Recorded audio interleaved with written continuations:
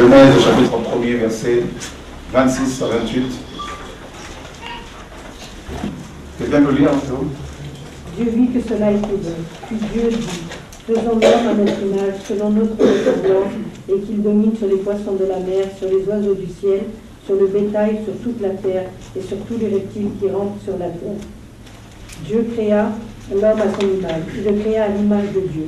Il créa l'homme et la femme. Dieu les bénit et Dieu leur dit, soyez féconds, multipliez, remplissez la terre et l'assujettissez. Amen. Ça, c'est la version de Osterman. Ok. Et donc, on a vu que les Écritures nous apprennent que l'homme a été créé. Hein, que l'homme n'est pas le produit de l'évolution. Et comme on l'a suggéré, notamment par Darwin, et, il a parlé de l'évolution des espèces. Donc, nous savons d'après les Écritures, c'est voilà, l'homme a été créé, il a été créé homme. La parole nous dit Adam, veut dire terrien, homme, d'accord, et on nous dit que le Seigneur a créé l'homme à son image. C'est quand même assez important de s'arrêter un peu là-dessus. Là. Il n'a pas été créé comme un singe, mais il a été créé à l'image de Dieu, contrairement aux animaux, qui eux n'étaient pas du tout créés à l'image de Dieu. D'accord? Donc, donc, il faut savoir que l'image de Dieu est une personne. Hein, quelqu'un rapidement va nous lire Colossiens chapitre 1er, verset 15. Donc là, nous avons Elohim, donc Dieu. Nous avons ici son image. Et puis, là, nous avons Adam, l'homme. Colossiens 1er, verset 15. D'accord. Il est l'image du Dieu invisible, le premier-né de toute la création. Donc, on apprend que Jésus-Christ est l'image du Dieu invisible. D'accord. Donc, créons l'homme à notre image. Et donc, bien sûr, c'est Yeshua. Dieu s'est servi de son Fils comme un modèle pour former l'homme. Lorsque le Seigneur a décidé de former l'homme, il s'est servi de son propre Fils, Yeshua, notre Seigneur, comme un modèle. Et à chaque étape de l'évolution, hein, dans la formation de l'homme, le Seigneur, Dieu, n'est-ce pas, il avait un repère et c'était son image, c'est-à-dire Yeshua. D'accord. Et donc on voit bien que dès sa création, l'homme était parfait. Beaucoup de gens disent que l'homme, même beaucoup de chrétiens évangéliques disent que l'homme n'a pas été créé parfait. C'est pour cela qu'il a fait n'importe quoi. L'homme a été créé parfait parce qu'il a été créé selon l'image de Dieu. C'est-à-dire, le Père s'est référé à son Fils, Yeshua, qui à l'époque était encore un mystère. D'accord? Et créer l'homme à notre image.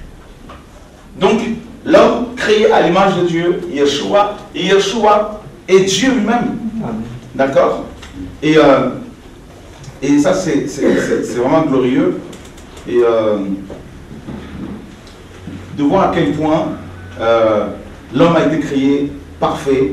Et on nous dit que Dieu les bénit, l'homme et la femme. Et Dieu leur dit, en fait, la première fois que la Bible a utilisé le verbe, le mot bénédiction, le verbe bénir, ça a un rapport avec l'homme.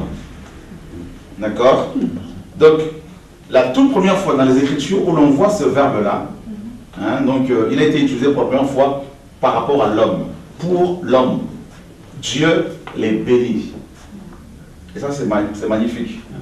Donc, l'homme a été créé selon, donc, à l'image de Dieu, et il a été béni par son Créateur.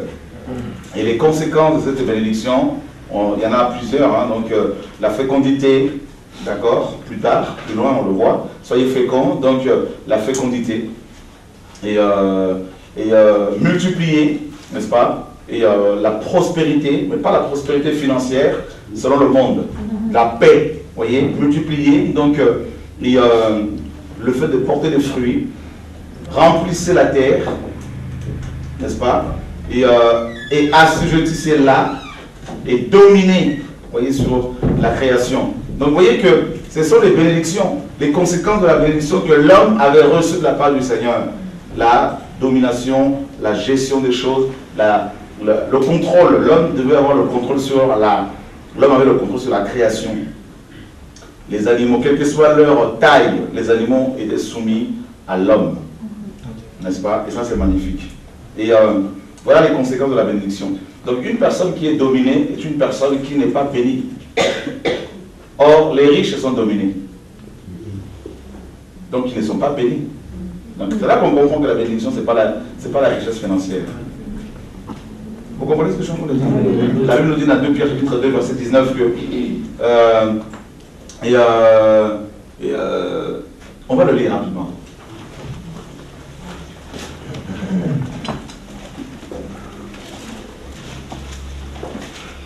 Pierre 2, 19. Ils leur promettent la liberté quand ils sont eux-mêmes esclaves de la corruption, car chacun est esclave de ce qui a triomphé de lui. Chacun est esclave de ce qui a triomphé de lui. Donc quand on regarde les riches de ce monde, ils sont triomphés par l'argent, ils sont triomphés par le sexe, donc ils ne sont pas bénis. Vous voyez? Il faut vraiment interpréter la parole de Dieu dans leur contexte. Et surtout, si vous voulez comprendre l'évangile, il faut bien comprendre Genèse. C'est important. C'est un livre capital, incontournable en matière de la foi chrétienne. Et parce qu'on voit les conséquences de la bénédiction. Et l'une de ces conséquences, c'est la domination. Dominer sur les oiseaux du ciel, sur les poissons, sur tout ça, dominer. Et l'homme est dominé par la création, l'homme est dominé par la chair, l'homme est dominé par la richesse, l'homme est dominé par le sexe. Donc l'homme n'est pas béni, le païen n'est pas béni. Donc il faut vraiment qu'on sorte de cette mentalité qui veut nous faire croire que la bénédiction égale billets de banque, dollars, tout ce que vous voulez. C'est faux. C'est Satan qui a introduit ça dans les églises. Donc vous voyez que l'homme était béni par le Seigneur, et au verset 29, et Elohim dit: voici, je vous donne toute herbe portant de la semence et qui est dans la surface de toute la terre, et tout arbre ayant en lui du fruit d'arbre et portant de la semence sera votre nourriture. Alors vous savez, il y a quelque chose de fort ici, et la nourriture de l'homme portait en elle la semence. D'accord? C'est Zera, semence, Zera. Zera en hébreu, qui signifie littéralement sperme. D'accord? Sperme. Voilà. Et voilà, donc la nourriture que l'homme consommait avait de la vie. L'herbe avait en elle de la vie. Et quand l'homme consommait cette nourriture, c'est comme s'il recevait la vie en même temps. D'accord? Contrairement à ce que nous voyons aujourd'hui, quand nous consommons de la nourriture, quand nous mangeons, la nourriture est tellement polluée, il y a tellement de pesticides, il y a tellement de produits chimiques que ça produit dans les cœurs, dans les corps, toutes sortes de cancers, de maladies, tout ça là. Donc c'est la mort. Vous voyez, donc le monde est maudit.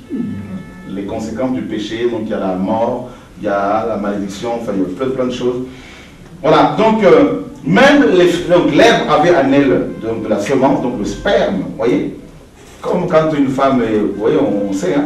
Donc voilà, quand une femme est en contact avec le sperme, eh ben, il y a la conception, la femme conçoit, il y a la vie qui se met en place. C'est ça la nourriture de l'homme. Donc vous voyez qu'ils ont été bénis, l'homme et la femme, Adam et Ève. Dieu les avait les aimait beaucoup, il les avait vraiment bénis. Et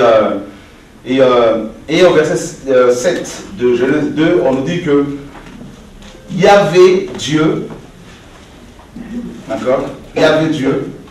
Alors ça c'est magnifique, vous allez voir que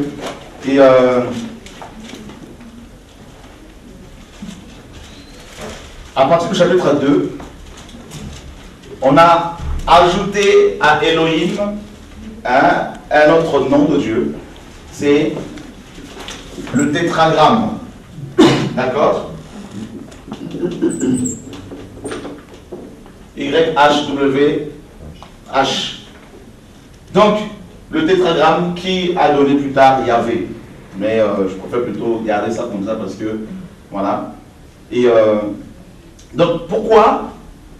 Vous allez voir que du verset 1er de Genèse 1 jusqu'à la fin du verset, donc tout le chapitre 1er de Genèse 1, on ne parle que d'Élohim, Elohim, Elohim. Mais à partir du chapitre 2, en fait, dès l'instant où on a commencé, où Dieu a décidé de former l'homme, il se révèle cette fois-ci maintenant en tant que Yahvé. Donc Yahvé est le nom de Dieu qui a un rapport avec la rédemption. D'accord? Ça c'est terrible. Tant que l'homme n'était pas sur la scène, Dieu ne s'était pas révélé en tant que Yahvé.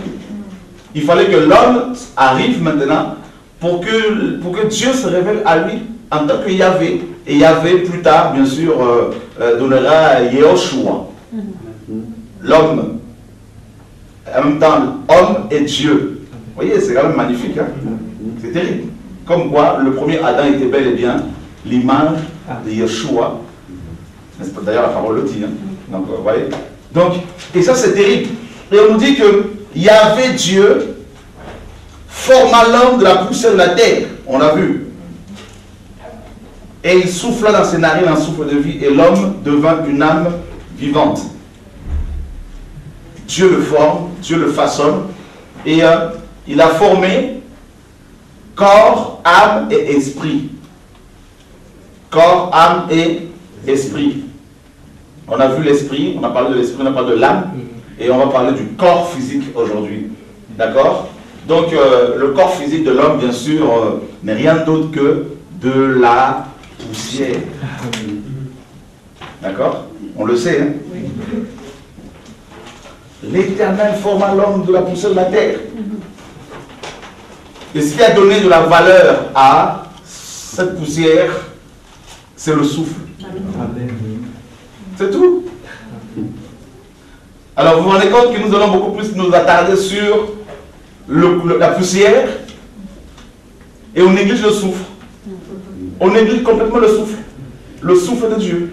C'est-à-dire la partie spirituelle de l'homme qui va retourner à Dieu. Parce que le souffle qui a été, n'est-ce pas, accordé à l'homme provient de Dieu, provenait de Dieu. D'accord? Nous sommes dans Ecclésiaste chapitre 12, verset 7.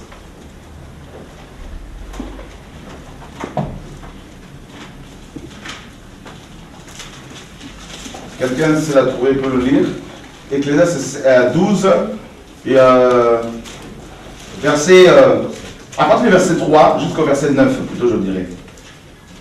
Mais souviens-toi de ton Créateur pendant les jours de ta jeunesse, avant que les jours mauvais arrivent et que les années s'approchent où tu diras, je n'y prends point de plaisir. Avant que s'obscurcissent le soleil et la lumière, la lune et les étoiles, et que les nuages reviennent après la pluie. Temps où les gardiens de la maison tremblent, où les femmes fortes se courbent, où les hommes forts se courbent, où celles qui moulent s'arrêtent parce qu'elles sont diminuées, où ceux qui regardent par les fenêtres sont obscurcis, où les deux battants de la porte se ferment sur la rue, quand s'abaisse le bruit de la meule, où l'on se lève au chant de l'oiseau, où s'affaiblissent toutes les filles du champ, où l'on redoute ce qui est élevé, où l'on a des terreurs en chemin, où l'amandier fleurit, où la sauterelle devient pesante, et où la carpe n'a plus d'effet, car l'homme s'en va vers sa demeure éternelle, et les pleureurs parcourent les eaux. Avant que le cordon d'argent se détache, que le vase d'or se brise, que le seau se rompe sur la source et que la roue se casse sur la citerne, avant que la poussière retourne à la terre comme elle y était, et que l'esprit retourne à Dieu qui l'a donné. Amen. Ok. Alors, c'est magnifique comment Ecclésiaste a décrit la chair ici, le corps humain, d'accord? Et cette partie de l'homme que nous aimons tant, que nous aimons plus que la partie spirituelle, toujours de l'homme. Et Ecclésiaste dit ceci. En fait, il parle à la jeunesse. Il parle aux jeunes. Il leur dit, écoute, jeune homme, réjouis-toi dans ta jeunesse, livre ton cœur à la joie pendant les jours de ta jeunesse, marche dans les voies de ton cœur et selon les regards de tes yeux. Mais sache pour cela que Dieu t'appellera en jugement. Bannis de ton cœur le chagrin et éloigne le mal de ton corps, car la jeunesse et l'aurore sont vanité. Mais souviens-toi de ton Créateur pendant les jours de ta jeunesse, avant que les jours mauvais arrivent et que les années s'approchent, où tu diras, je n'y prends plus point de plaisir. Donc ça veut dire quoi? Vous allez voir le corps humain là, que nous avons, là, mes amis, là, le corps physique là, est vraiment de la poussière. C'est vraiment de la poussière.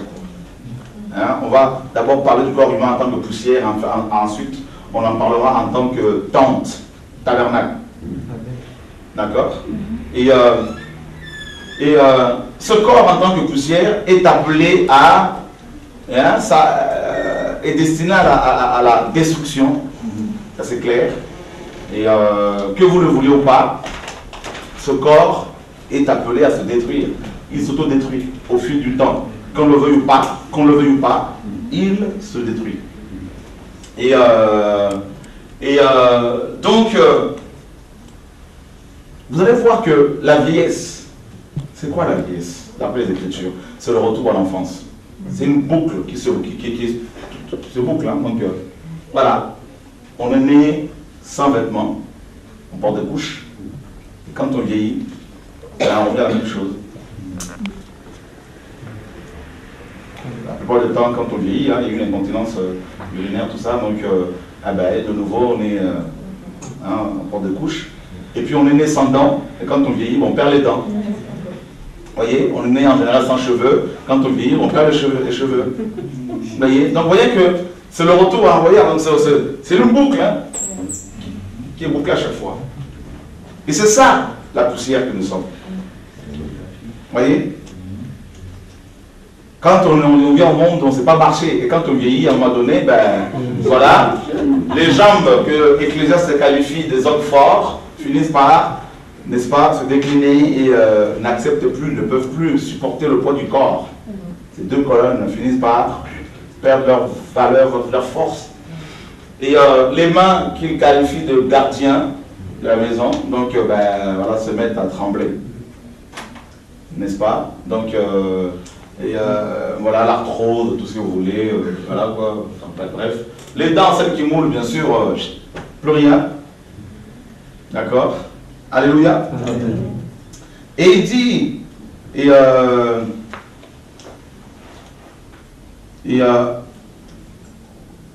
ou ceux qui regardent par les fenêtres sont obscurcis, donc bien sûr les yeux, d'accord?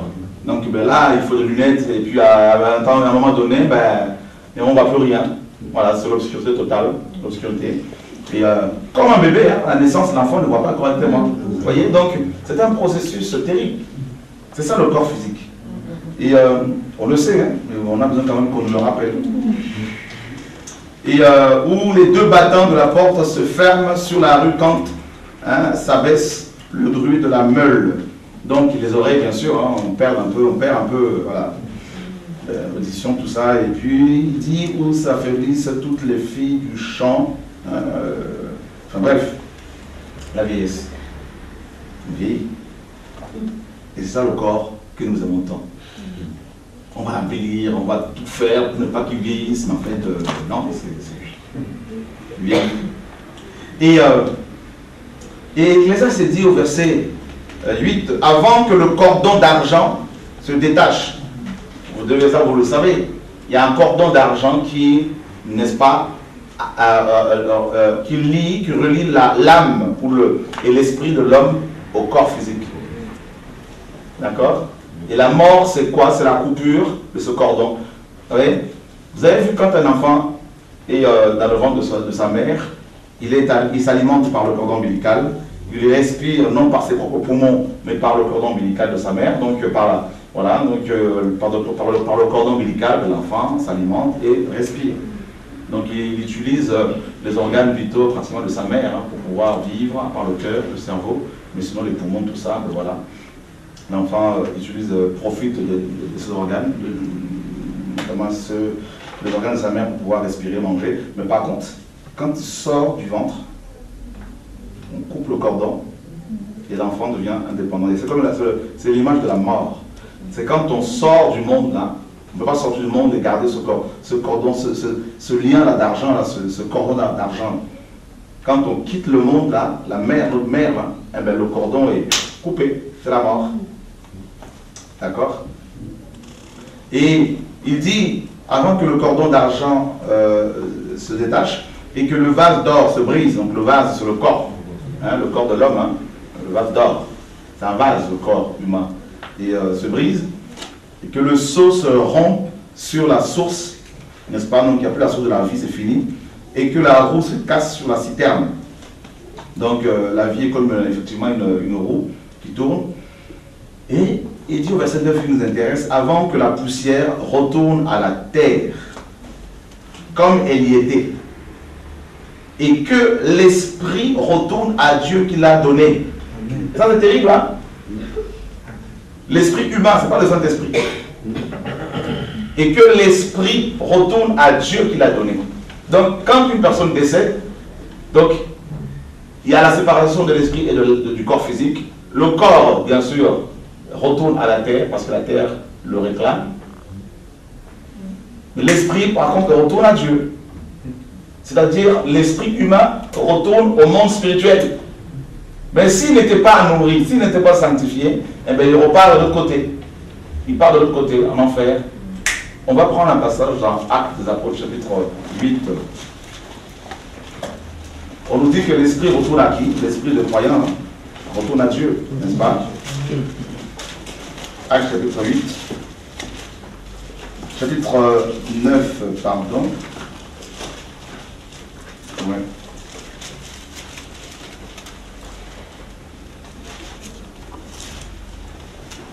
Ok, non, excusez-moi.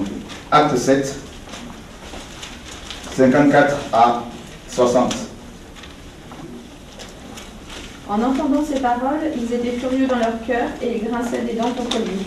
Mais Étienne, rempli du Saint-Esprit et fixant les regards vers le ciel, vit la gloire de Dieu et Jésus debout à la droite de Dieu. Et il dit, « Voici, je vois les cieux ouverts et le Fils de l'homme debout à la droite de Dieu. » Ils poussèrent alors de grands cris en se bouchant les oreilles, et ils se précipitèrent tous ensemble sur lui, le traînèrent hors de la ville et le lapidèrent. Les témoins déposèrent leurs vêtements aux pieds d'un jeune homme nommé Saul, et ils lapidaient Étienne qui priait et disait, « Seigneur Jésus, reçois mon esprit. » Donc tu peux t'arrêter là, merci. Seigneur Jésus, reçois mon esprit. Donc ce passage-là confirme bel et bien que Jésus est Dieu. Parce que l'Ecclésiaste nous dit que l'esprit retourne à Dieu. Amen. Alléluia. On peut remarquer avec le Seigneur.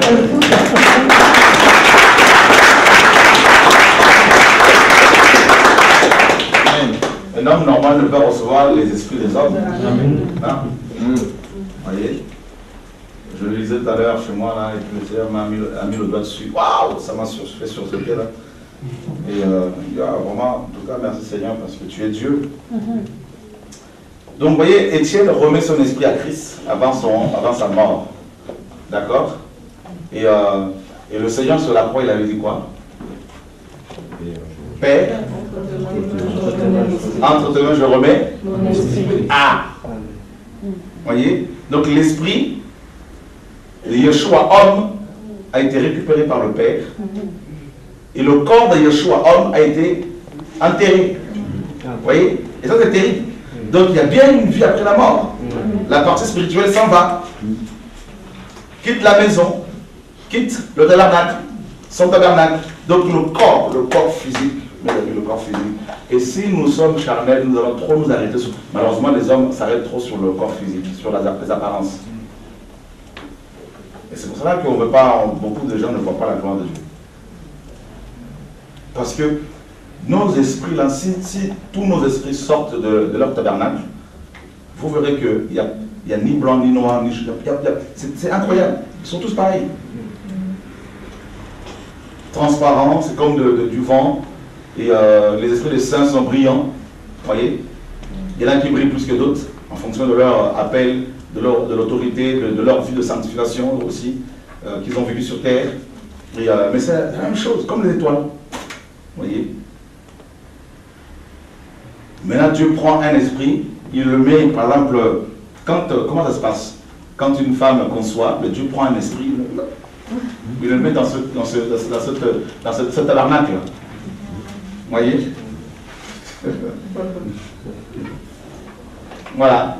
C'est pour ça qu'il disait à Jérémie, avant ta naissance, je te connaissais. Avant que tu sois formé devant de ta mère. Bah oui. Il était un esprit, il prie, hop, allez, voilà. Alléluia. Et donc, Dieu crée les esprits, il a créé les esprits, hop, il leur donne des corps, des tabernacles. Allez, rentrez là-dedans, allez. Et quand ça rentre dans ce tabernacle, ça devient blanc, noir, marron, chocolat. Et puis les enfants de Dieu, soi-disant, qui sont spirituels, s'arrêtent sur les apparences. Ah non, c'est un blanc. Non, ça ne m'intéresse pas. Ah non, c'est un noir. Ah, forcément, c'est un sorcier, ça ne m'intéresse pas. Alléluia. Alors, le tabernacle, nous sommes dans... le corps humain est appelé également tabernacle, dans 2 Corinthiens chapitre 5. Si quelqu'un peut nous lire du verset 1er au verset 5.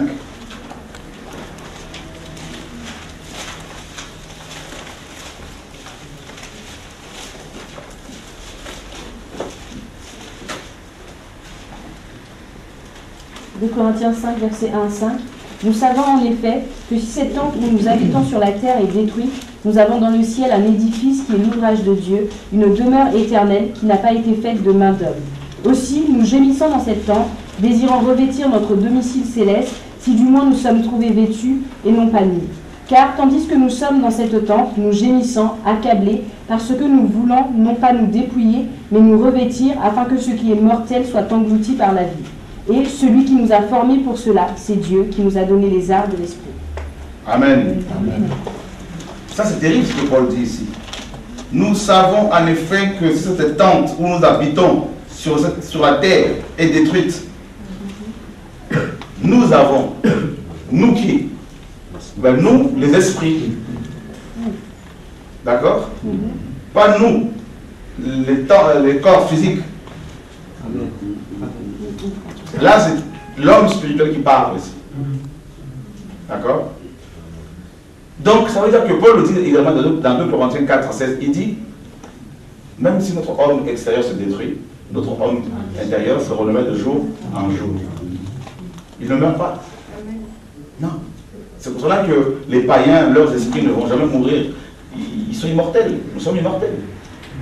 Pas éternels, mais immortels. Il faut le savoir, il y a une différence. Dieu seul est éternel, c'est-à-dire qu'il n'a pas eu de début, il n'a pas de commencement de vie, ni de fin de vie. Vous voyez? Mais nous sommes immortels.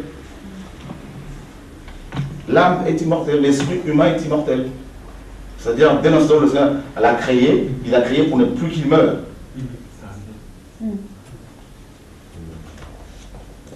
Donc, ça veut dire qu'il n'y aura pas d'annihilation. Voilà. Les esprits humains ne seront pas annihilés. D'accord? C'est fort comme terme. Si on, voilà, et là, Paul dit, si cette tente où nous habitons sur cette terre, donc Dieu a donné des tentes aux esprits que nous sommes pour que nous puissions mener une vie normale sur la terre. D'accord? Et cette tente s'appelle le corps physique, ton corps physique. Et en tant que maison de Dieu, en tant que tente de ton esprit, il faut en prendre aussi soin. Ah oui? Tu vas te permettre de manger n'importe quoi. Vous savez, quand le Seigneur a donné, le Seigneur pendant la traversée du désert de Sinaï, il avait donné des prescriptions aux enfants d'Israël, leur donnant des ordres pour ne pas qu'ils consomment un nombre d'aliments. Ce n'était pas parce que c'était parce qu'en consommant du porc, ils allaient en enfer. Non, c'est pas ça. C'est parce qu'ils voulaient ils veillaient à leur hygiène, à leur santé. Vous voyez? Il fallait que leur tente soit propre. Vous voyez? Alors ton corps physique est comme le tabernacle de Moïse, comme le temple de Salomon. C'est la même chose. Le Seigneur dans Jean 2 disait, si détruisez ce temple et en 3 jours je le rebâtis, je le reconstruis. D'accord? C'est terrible. Et les gens ont cru qu'il parlait du temple de Salomon, hein, de Zorobabel. Il parlait de son corps. Il l'appelle tente. Temple. Si les chrétiens comprennent que leur corps physique est vraiment le tabernacle de leur esprit humain, ils ne feraient plus n'importe quoi. Ils ne seraient même plus racistes, tribalistes. Vous comprenez? Et parce que c'est que le temps. Quand on meurt, là, c'est fini, tout ça, ça reste. Après, dans le monde spirituel, il n'y a plus de différence, là, c'est fini, tout ça. C'est que les maisons. Comme les maisons que vous avez des appartements de 3 pièces, 4 pièces, c'est pareil. Et Paul utilise un terme, le même terme que Jean dans Apocalypse 21. Et Paul dit, il dit quoi? Aussi gémissons-nous dans cette tente. Ah oui, on gémit dans cette tente. L'esprit humain souffre dans cette tente, bien sûr. Parce qu'il est comme enfermé avec la cause du péché. Il est comme en prison.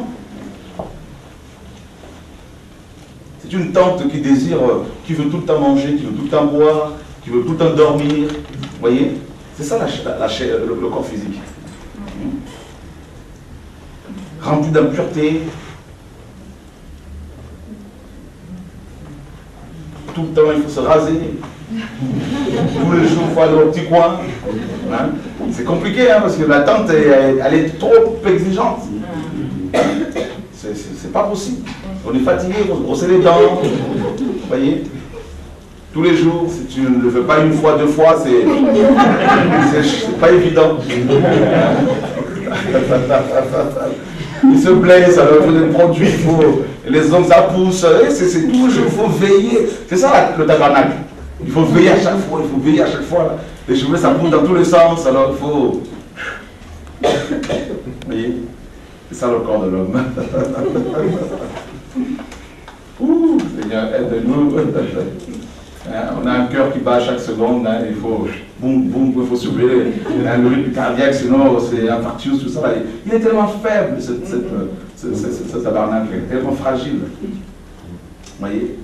Et il n'aime pas souffrir, attention, il est tellement frileux, il est tellement. Et Paul dit, nous gémissons, n'est-ce pas? Et désirant revêtir notre domicile céleste. Vous voyez? Donc, ton corps est le domicile de ton esprit. D'accord? Provisoirement, Dieu l'a mis là. C'est un domicile provisoire. Mais le véritable domicile de ton esprit, c'est le ciel. Vous voyez? Si du moins nous sommes trouvés vêtus et non pas nus. Car tandis que nous sommes dans cette tente, nous gémissons accablés. Mais ouais, c'est clair, parce que nous voulons non pas nous dépouiller, mais nous revêtir afin que ce qui est mortel soit englouti par la vie. Parce que cette tente, comme vous le savez, est mortelle. Ce corps est mortel et il, n'est-ce pas, contient un esprit qui est, n'est-ce pas, immortel. Alors imaginez maintenant le nombre de personnes qui vont plus prendre soin de ce corps mortel tout en négligeant la partie immortelle. Et quand le corps meurt, parce que le corps mortel que nous avons, cette tente, le Seigneur, selon Psaume 90, versets 7 à 9, à 11, le Seigneur a donné à cette tente une durée de vie limitée, c'est-à-dire 70 ans, et pour les plus robustes, c'est 80 ans, hein, pour les plus robustes. Et il y en a qui peuvent aller au-delà. Donc imaginez, mes amis, les hommes vont plus prendre soin de ce corps mortel, n'est-ce pas, qui ne dure que 70 ans et qui à tout moment peut se briser. Tellement fragile. On est là, on se prend la tête. Non, j'ai pas de travail, alors ça va pas, je vais mourir, ah non, j'ai pas cela, ah ça va pas, ah parce que j'ai pas. Vous vous rendez compte, frères et sœurs? Écoutez, ce corps-là, c'est comment Satan nous aveugle vraiment, là, mes amis, là. Et on va dire à ce corps mortel qui n'a que 70 ans de vie. On lui dit, mais écoute, tu vas passer de 0 à 25 ans à l'école. Et encore là, je suis gentil. En moyenne. Vous voyez? 25 ans. Et tu dois te battre. Pourquoi? Pour un bout de papier qu'on appelle diplôme.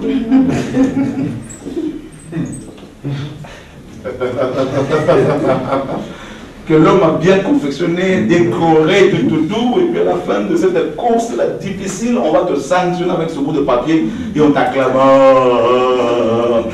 Et ça se trouve que le lendemain de cette sanction-là, accident, bam, c'est parti.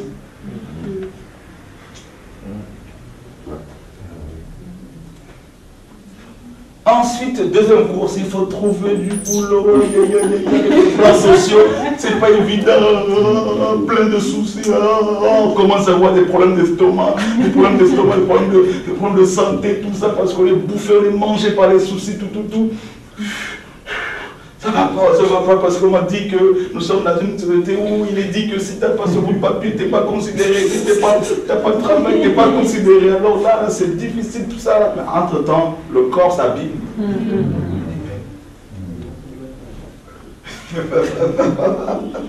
Alléluia. Amen. Seigneur, c'est tellement charnel là. Et puis quand on a du boulot, oh, merci. De temps à autre, on prend ce corps là, on va l'amener à la plage, tout ça, on va bronzer.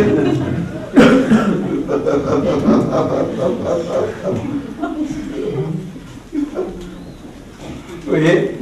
Imagine, tu prends ton esprit humain, tu l'enfermes dans ce corps bien comme il faut. Déjà, il est enfermé, il souffre.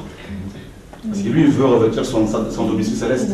Et toi, tu l'enfermes là-dedans. Et puis, tu le trimbales partout à la plage. Alors, viens, on va bronzer. Vous voyez? Alléluia. C'est terrible, hein?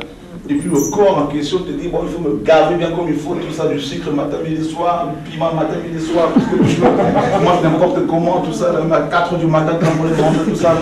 Voilà, le corps.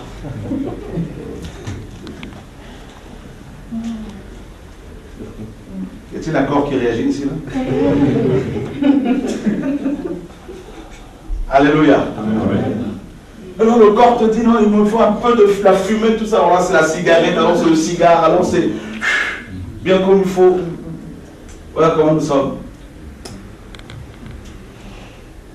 Et puis, je vois des gens, 50 ans, il leur reste seulement 20 ans avant de basculer. Mais ils sont en train de pleurer par rapport à leur avenir. Même la retraite et tout ça, il faut que je me batte pour la retraite. Il y a trop de plans sociaux, tout ça là. Mais ils ne se rendent même pas compte que ce corps-là va un jour être enfermé, hein, enfermé dans 4 planches. Vous voyez? Fini.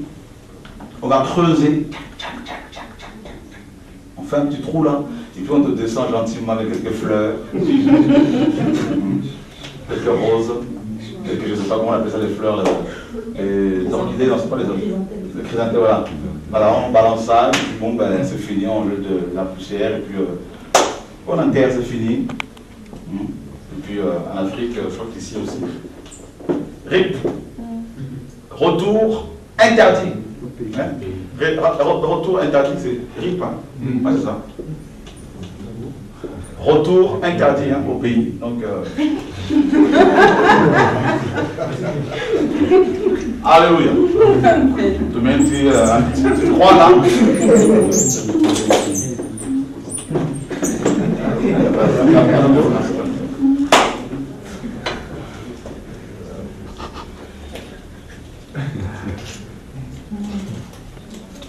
Voyez? Mais là-dedans, c'est un grand professeur. Il a fait 30 ans d'études. Alléluia. Amen. Il a laissé plein de maisons.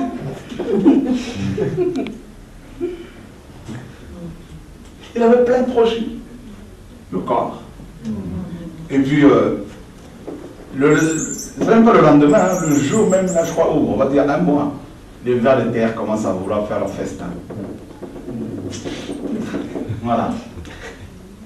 Les cheveux tombent, les beaux cheveux, n'est-ce pas, bruns ou blonds, les beaux cheveux, les beaux yeux blancs, bleu vert, n'est-ce pas? Voilà. Fini. Quand ça pleut, l'eau parfois rentre dedans, le cercueil se remplit d'eau. Maintenant, un mois après, si on dit à la femme qui souffre parce qu'elle a perdu son mari, ou à l'homme qui souffre parce qu'il a perdu sa femme, si on lui dit, écoute, on va déterrer le corps de ta femme. Non. Vous avez vu, quand Sarah est décédée, on nous dit que Abraham enterra le corps de sa femme. Vous n'avez pas vu quand quelqu'un décède, on dit son corps est là-bas. Vous comprenez? Vous voyez, même le français nous apprend qu'il y a une différence entre le corps physique et l'esprit. Mais si quelqu'un décède, par exemple, si quelqu'un décède, si on dit, mais on ne dit plus Jacques est où? Hein? On ne va pas dire que Jacques est dans la chambre à côté. Non, on dirait le corps de Jacques est dans la chambre. Pourquoi? Parce que Jacques n'est plus dedans. Bah oui. Et un jour, l'esprit m'a interpellé là-dessus. Il m'a dit, vous ne vous rendez pas compte, même votre langue, là, tout ça, là, en parlant de langue, là, vous allez comprendre qu'en fait, voilà, qu'il y a une différence entre l'esprit et le corps physique. Voilà, la mort, c'est le départ de l'esprit du corps, et puis le corps reste là. Voilà. Jacques n'est plus là, Marie-Thérèse n'est plus là. Fini.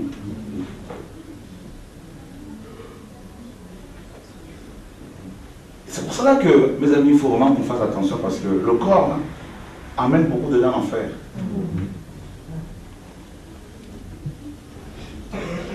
Le corps. Le corps veut des belles voitures, des belles maisons. Le corps veut, il veut paraître. Regardez toutes ces chaînes de télé où on fait l'apologie du corps humain. Vous savez, les Grecs, mes amis, les Grecs, ils aimaient beaucoup le corps, la nudité. Ils faisaient vraiment l'apologie de la nudité, du corps de l'homme. C'est-à-dire, et cette mentalité, cette influence grecque a affecté nos cultures, tout ça. Donc, du coup,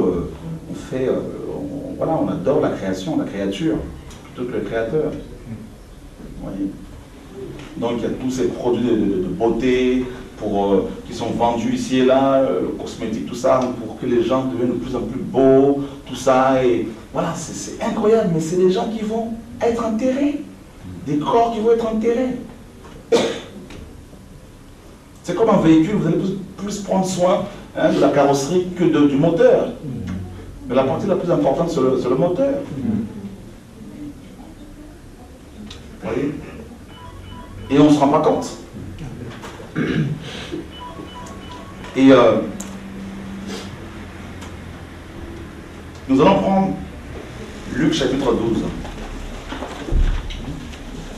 Luc chapitre 12. Quelqu'un peut-il nous lire du verset 13 jusqu'au verset 21?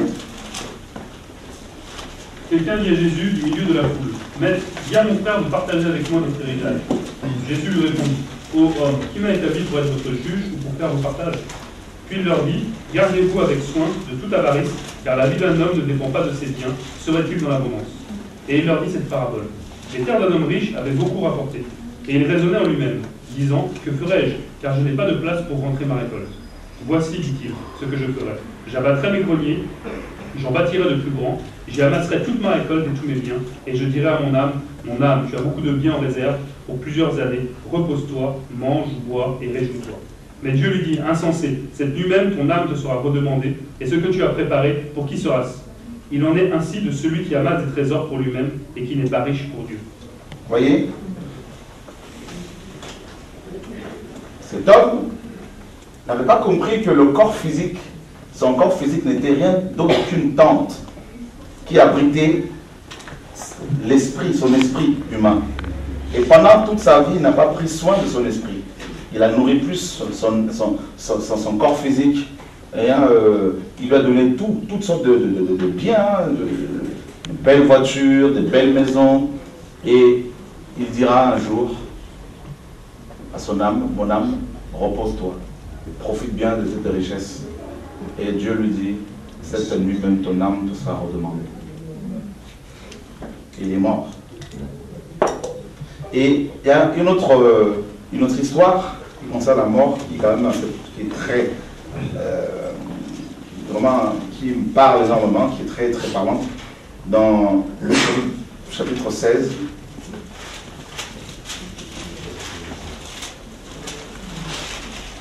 Verset 19. Il y avait un homme riche qui était vêtu de pourpre et de fin lin, et qui chaque jour menait joyeuse et brillante vie. Un pauvre, nommé Lazare, était couché à sa porte, couvert d'ulcères, et désireux de se rassasier des miettes qui tombaient de la table du riche. Et même les chiens venaient encore lécher ses ulcères. Le pauvre mourut, et il fut porté par les anges dans le sein d'Abraham. Le riche mourut aussi, et il fut enseveli. Dans le séjour des morts, il leva les yeux, et, tandis qu'il était en tourment, il vit de loin Abraham et Lazare dans son sein.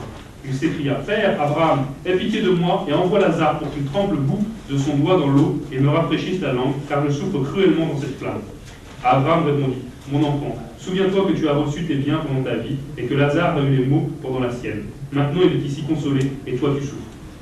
D'ailleurs, il y a entre nous et vous un grand abîme, afin que ceux qui voudraient passer d'ici vers vous, ou de là vers nous, ne puissent le faire.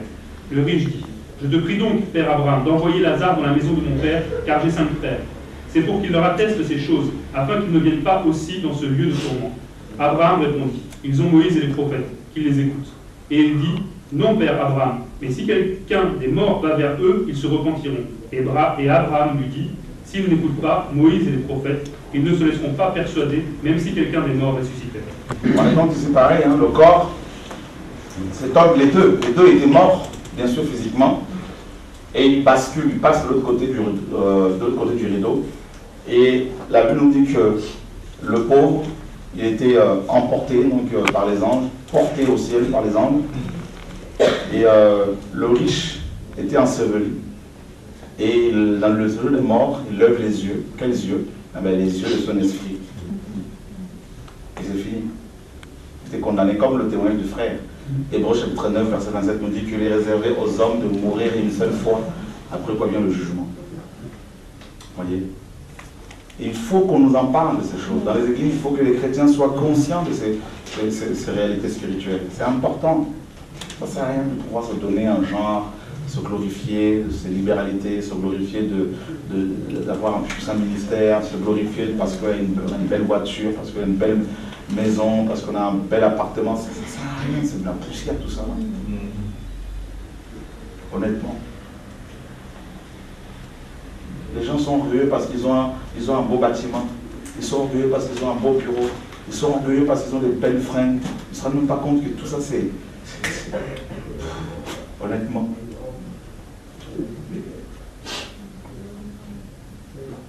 On va tout laisser. On a juste, si vous avez 40 ans, il vous reste 30 ans de vie. Et encore, il faut éviter tous les aléas de la vie. Pas toujours sûr. C'est à quoi de se donner un genre, se glorifier parce qu'on prêche bien. Parce qu'on a toute l'autorité à laisser. Tout ça, c'est...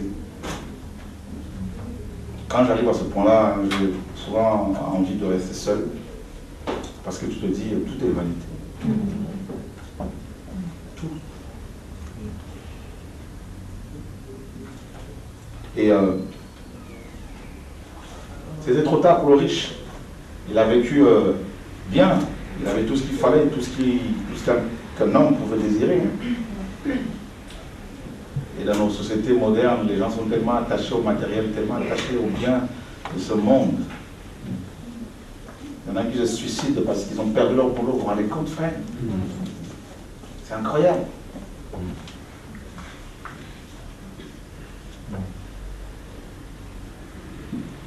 Ils sont tellement inquiets. Le corps physique là est rempli d'inquiétude. La chair, là, mes amis, là. Et le Seigneur, par la suite, à la fin dans Luc 12, là-bas, il dira, c'est pourquoi, il dit aux apôtres, c'est pourquoi ne vous inquiétez pas du lendemain. Ne vous inquiétez pas du lendemain.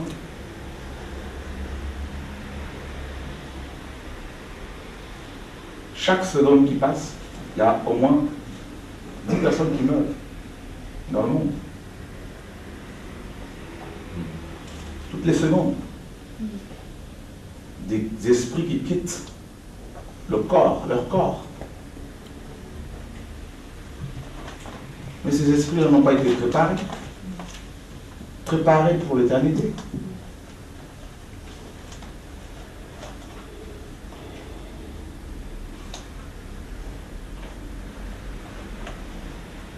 Et dans Romains chapitre 8,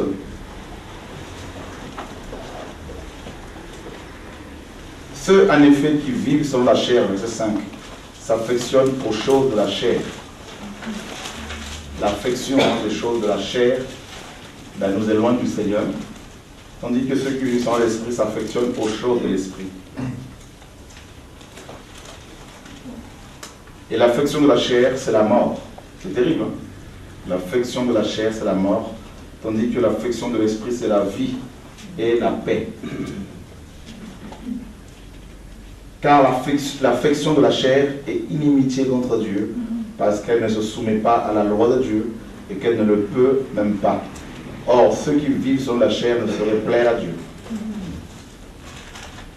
Pour vous, vous ne vivez pas selon la chair, mais selon l'esprit, si du moins l'esprit de Dieu habite en vous. Si quelqu'un n'a pas l'esprit de Christ, il ne lui appartient pas. Et si Christ est en vous, le corps, il est vrai, est mort à cause du péché, mais l'esprit est vie à cause de la justice. Donc la tente doit être détruite, c'est Paul disait dans 1 Corinthiens 9, il disait au verset 27, je traite durement mon corps et je le tiens assujetti. C'est terrible. De peur d'être désapprouvé après avoir enseigné aux autres.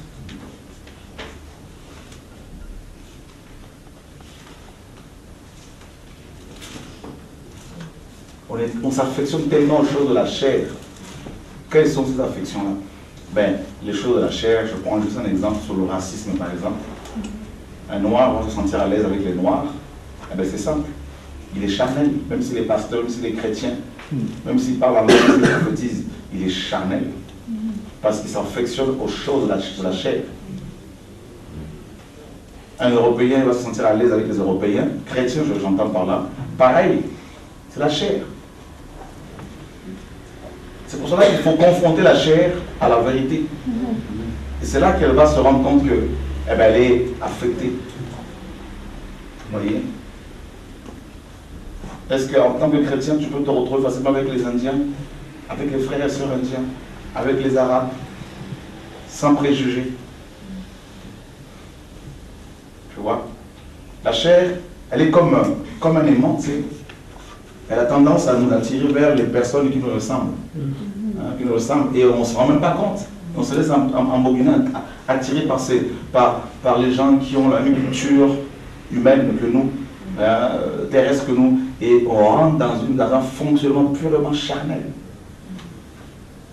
Il n'y a plus l'esprit. Même Pierre, qui était rempli de l'esprit, qui était apôtre, avait encore un problème avec sa chair. Quand le Seigneur lui dira, lève-toi, tue, n'est-ce pas, en parlant de cette nappe qui descend du ciel avec toutes sortes d'animaux impurs, Pierre va hésiter. Pierre dira non. Et quand il va se rendre chez Corneille après, les apôtres, même les autres apôtres, tous, quand ils vont apprendre que Pierre était chez Corneille, un Romain, n'est-ce pas, ils vont lui faire des reproches, disant que tu es rentré chez un incirconcis, tu as mangé avec eux. Vous vous rendez compte, il restait seulement entre eux, les apôtres. C'est pour cela que le Seigneur a dû se servir de Paul. Vous avez vu comment il a utilisé, comment il a fait pour pouvoir le briser. Il a brisé d'abord sa chair. Il a brisé sa chair afin de libérer son esprit pour qu'il ait une vision panoramique, la vision globale du royaume de Dieu. Pas une vision sectaire, ethnique. Une vision limitée de l'œuvre. Et nous sommes dans ce, malheureusement, nous chrétiens d'aujourd'hui, la plupart, nous sommes dans une vision complètement limitée. Parce que la chair est beaucoup plus importante que l'esprit. Donc du coup, la chair étouffe. La chair en tant que tente étouffe l'esprit. Ne laisse pas l'esprit, ne laisse pas l'esprit s'exprimer. Vous voyez? Et notre chair devient une prison pour notre esprit.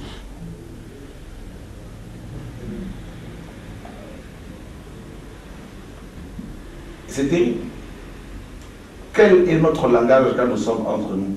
Comment parlons-nous les uns des autres? Comment parlons-nous des frères qui sont étrangers, des frères et sœurs qui sont d'ici et là? Comment parler? Vous voyez, c'est là qu'on se rend compte qu'on a vraiment besoin d'une délivrance. La chair a besoin d'être crucifiée. La solution que Dieu l'instrument que Dieu va utiliser pour briser notre chair, c'est la croix. C'est pour cela que Dieu est venu dans une chair semblable, dans un corps semblable au nôtre, pour pouvoir le briser. Parce que sans la croix, ma chair, ta chair, va empêcher l'esprit de s'exprimer. C'est pour cela que Romains, chapitre 6, verset 6, dit que le vieil homme a été crucifié à la croix. Le vieil homme, c'est l'homme adamique. Donc il y a d'abord l'âme, bien sûr, mais aussi le corps physique. Parce que l'âme est liée avec le corps physique, parce que l'âme, c'est la vie terrestre, la vie matérielle. Voyez? Et c'est pour cela que celui dont la chair est brisée ne voit plus les races. Paul était tellement brisé qu'il dira dans Galates 3, 28, il n'y a ni juif, ni homme, ni femme, tous sont un Christ. Mais son langage n'était pas compris par les autres apôtres. Vous voyez? Et il a besoin de la croix. C'est pour cela que constamment, il faut que la chair soit sur la croix. Voilà pourquoi Yeshua, dans Luc 14, disait que celui qui veut me suivre doit se charger chaque jour, pas de temps à autre, chaque jour de sa croix, pour maintenir constamment la chair, hein, dans l'obéissance. Sinon, là, mes amis, voyez, la chair.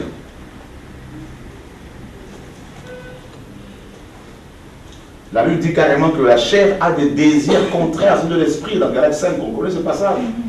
Il y a une lutte permanente entre la chair, ta chair, et l'esprit de Dieu, et la parole de Dieu. Voyez? Combien de pasteurs ne sont-ils pas au courant du message que nous prêchons sur le retour de la parole? Leurs esprits savent que c'est la vérité, leurs esprits humains, mais leur chair refuse parce que la chair leur dit: comment vais-je faire pour manger? Voyez? Pour me vêtir. Donc du coup, la chair devient un obstacle à la délivrance de l'esprit humain et des âmes qui attendent ce ministère.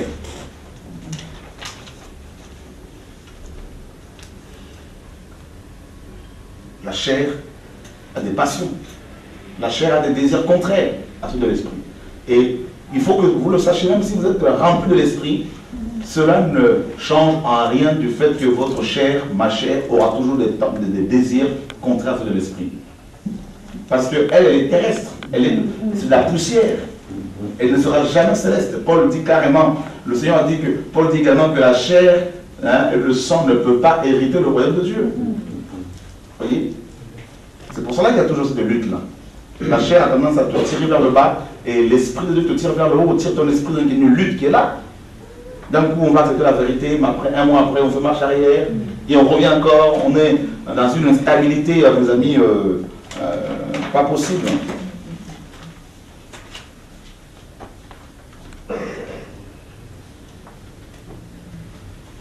Donc là, il y a besoin de la croix. Alors il y en a qui vont chercher l'imposition des mains des pasteurs, ça ne sert à rien. Il faut la croix. Il faut la croix.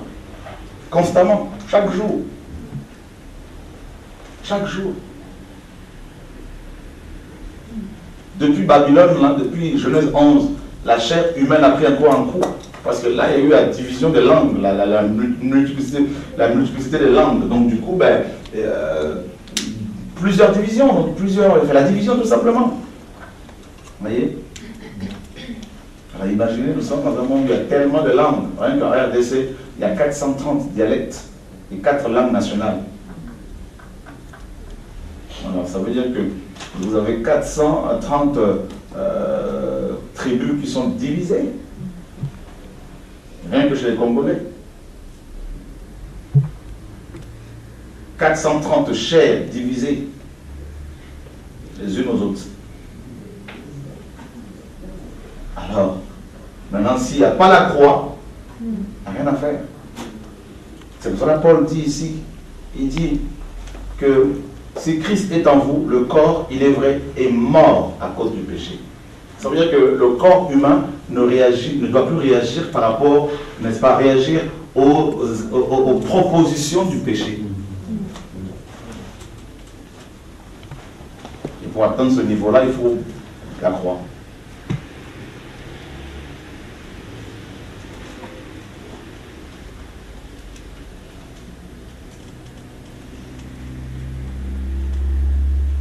Vous avez vu les Corinthiens? Il n'y a pas une seule église qui avait reçu autant de dons que les églises de Corinthe. Paul le dit dans 1 Corinthiens 1. Le témoignage de Christ était solidement établi parmi eux. Ils avaient tout le don, ils avaient la connaissance. Paul dira il leur dira, même si j'ai la foi pour transporter toutes les montagnes, si je n'ai pas l'amour, je ne suis rien. Vous avez toute la foi, une grande foi. Vous avez la connaissance, il dit la connaissance enfle, mais l'amour édifie. Mais pourtant, cette église-là, les églises de Corinthe étaient remplies de chrétiens dont la chair n'était pas brisée.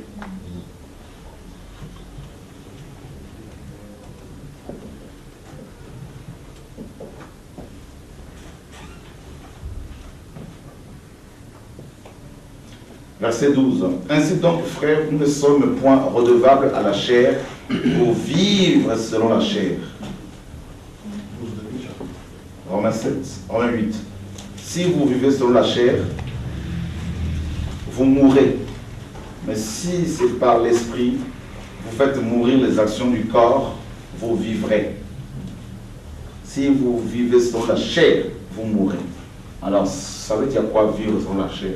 Ça veut dire vivre comme un païen. Je parle avec les gens qui me ressemblent, selon le monde, bien sûr. Je mange avec les gens qui me ressemblent, selon le monde. Étant chrétien, ça veut dire qu'on n'a rien compris. Comment dire,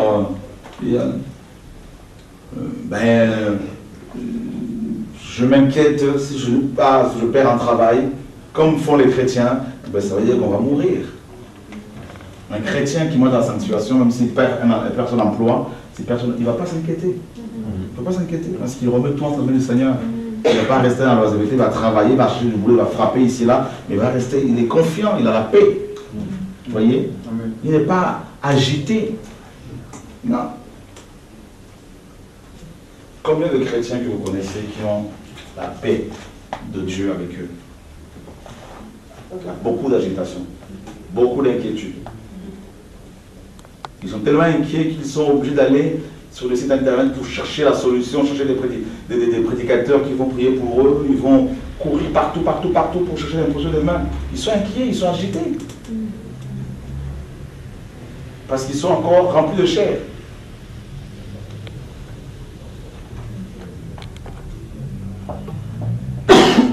Alléluia.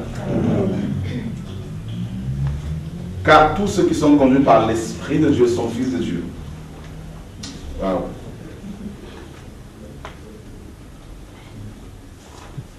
La chair. Regardez ce que Paul dit dans Romains chapitre 6. Verset 6. Sachant que notre vieil homme a été crucifié avec lui, afin que le corps du péché soit réduit à l'impuissance pour que nous ne soyons plus esclaves du péché. Il appelle, cette tente, Paul l'appelle le corps du péché. C'est terrible, hein? Ah oui, c'est un corps qui aime le péché, frère. La chair aime le péché. Le corps aime le sexe, ça vous le savez. Hein? Il aime la télévision. Il aime manger. Il aime boire. C'est le corps du péché. Ben, notre esprit est enfermé dans un corps, dans le corps du péché. Voilà la lutte. Même si vous priez 4 heures de prière, 4 heures de temps, 6 heures de temps, c'est pas pour autant que votre chair ne va plus avoir des désirs du péché. C'est pas que vous êtes possédé. Si vous craignez Dieu, vous sentez qu'il y a des choses, des pensées bizarres qui vous arrivent tout le temps. Vous ne vous nourrissez pas de ces pensées, vous les cherchez à chaque fois. Mais c'est pas parce que c'est pas que vous êtes possédé, c'est que la chair est là aussi. Vous voyez? Elle est là, il faut être conscient de cela. Pour pouvoir la dominer à chaque fois. On a reçu l'autorité pour l'écraser. Mais elle est là. On en sera délivré qu'à la mort. La chair veut boire. La chair veut fumer. La chair veut danser. La chair veut la boîte de nuit. La chair veut de la compagnie des hommes. Elle veut être acclamée, la chair. Elle veut de la reconnaissance. Vous voyez? Elle ne veut pas être seule. Jamais. Le corps du péché.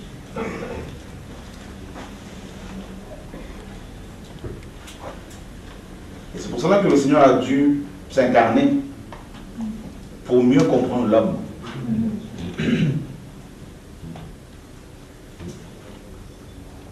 Pourquoi l'homme pêche autant? Le Seigneur a pris ce corps de péché. Il n'a pas péché, mais il a pris ce corps de péché, ce corps limité, pour pouvoir mieux nous aider.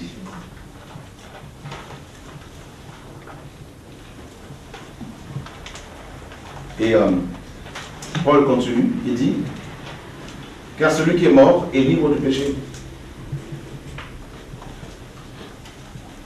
Verset 11. Ainsi vous regardez-vous comme morts au péché et comme vivants pour Dieu en Jésus-Christ. Que le péché ne règne donc point dans vos corps mortels. Il appelle cela corps mortel. Corps du péché, corps mortel. Voilà les définitions que Paul donne à notre corps physique, à notre tente. Donc la poussière, quoi. La poussière, c'est le corps physique. La poussière, c'est une tente pour l'esprit humain. La poussière, donc notre corps physique, c'est le corps du péché et c'est également le corps mortel. Alors pourquoi prendre autant soin de ce corps mortel? Parce qu'on est beaucoup trop aveuglés.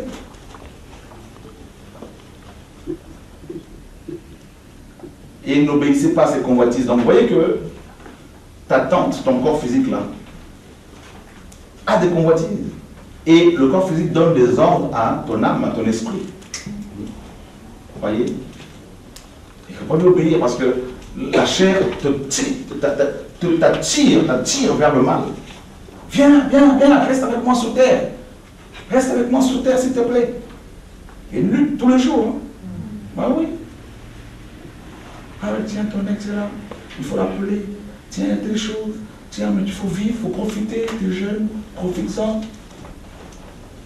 Profites-en. Regardez, vous savez, quand les gens arrivent à l'adolescence, là, le corps, comment il réagit. Vous avez vu? Il passe sur te combat. C'est terrible. Ben voilà.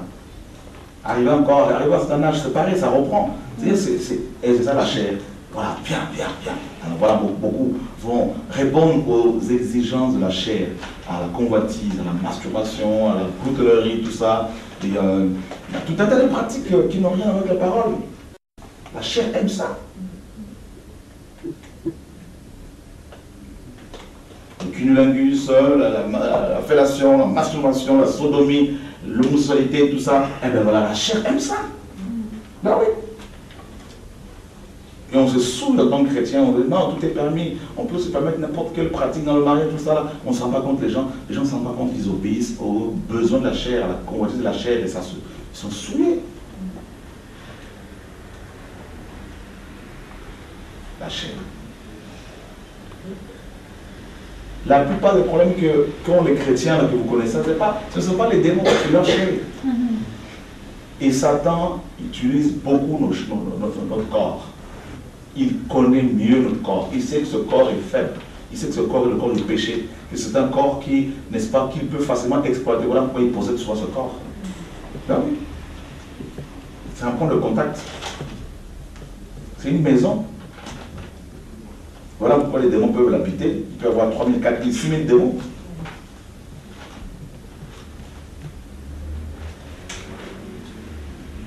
Ah oui. Hein? 6 démons, hein? Le Seigneur le dit, hein? On le voit dans Marc chapitre 5, quand il pose la question sur le démoniaque, au démoniaque de Gadara. Quel est ton nom? Il dira Légion, la Légion romaine, qui comptait entre 3000 et 3 et 6 000 démons. 6 000 soldats, pardon. Vous voyez? Donc, vous vous rendez compte? La chair.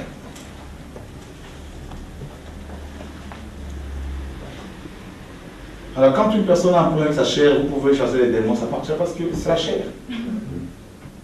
La chair.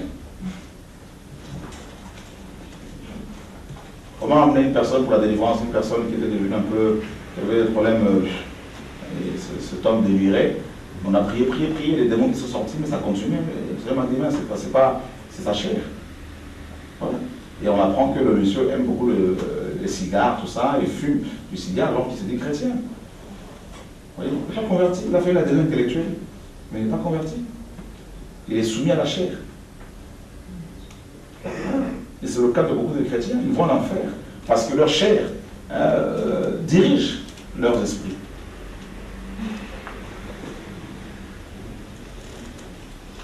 Ne livrez pas vos membres au péché comme des instruments d'iniquité.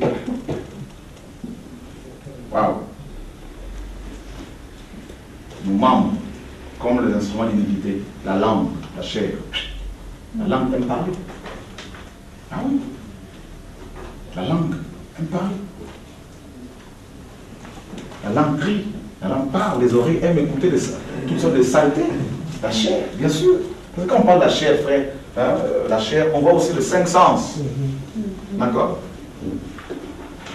Ah oui. La vue, ben oui, il faut gérer, corriger, contrôler sa vue. Ben oui. Qu'est-ce que tu regardes? Les oreilles. Vous savez, ce sont des entrées, hein, des portes d'entrée. Ah oui. Par la convoitise, tu peux être possédé. Parce que tu entends, tu peux te posséder également parce que la foi, c'est ce qu'on entend. La foi est spirituelle. Donc quand tu écoutes la parole de Dieu, hein, ton esprit reçoit la parole, donc se nourrit. Mais si tu écoutes les paroles des hommes, c'est pas ton esprit, c'est d'abord ta chair. Ben oui, ça gonfle la chair, les belles paroles des hommes. Qu'est-ce que tu entends? Est-ce que tu es avec des gens qui ne font que critiquer les frères et sœurs matin, midi, soir? Est-ce que tu écoutes leurs propos sanguinaires? Eh bien, tu vas mourir. Si tu obéis à la chair, tu meurs. Ta langue. On nous dit la langue est un petit membre, mais ça peut embraser toute une forêt. Elle peut embraser toute une forêt. La chair. Voyez? Ce que tu manges, la chair. Et quand le Seigneur nous a créés, nous n'étions pas comme ça. C'est le péché.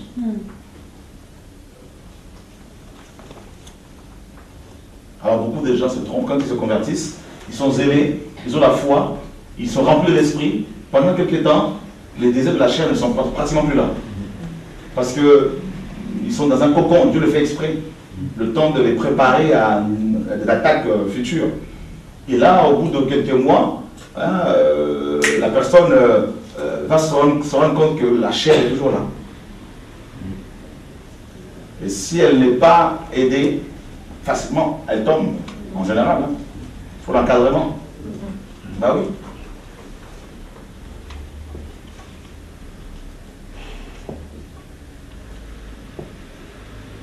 Alors, maintenant, la foi en Christ, c'est quoi? C'est le fait d'aller au-delà de la chair, pour commencer à voir comme Dieu voit, entendre comme Dieu entend.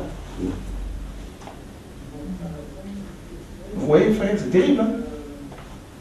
Quand on commence à entendre comme Dieu entend, eh bien, les barrières tombent, les barrières socioculturelles, linguistiques, tout ça, là, ça tombe d'elles-mêmes. Ça tombe. Et on voit au-delà. On voit comme Dieu voit et on n'est pas compris par les gens qui sont charnels, par les chrétiens charnels. Et Paul dit aux Corinthiens, dans 1 Corinthiens 3, on connaît ce passage, hein? Frère, je ne vous parle pas comme à des hommes spirituels, mais comme à des hommes charnels. Juste de la division parmi vous, la jalousie, la rivalité. Mais vous êtes charnels, vous marchez sur l'homme. Et c'est le cas de plus de 95%, c'est le cas de plus de 95% des églises, je n'exagère pas. Plus de 95% de nos églises sont remplies de gens charnels. Ben oui. C'est pour cela qu'il n'y a plus le réveil. Rivalité, compétition, concurrence.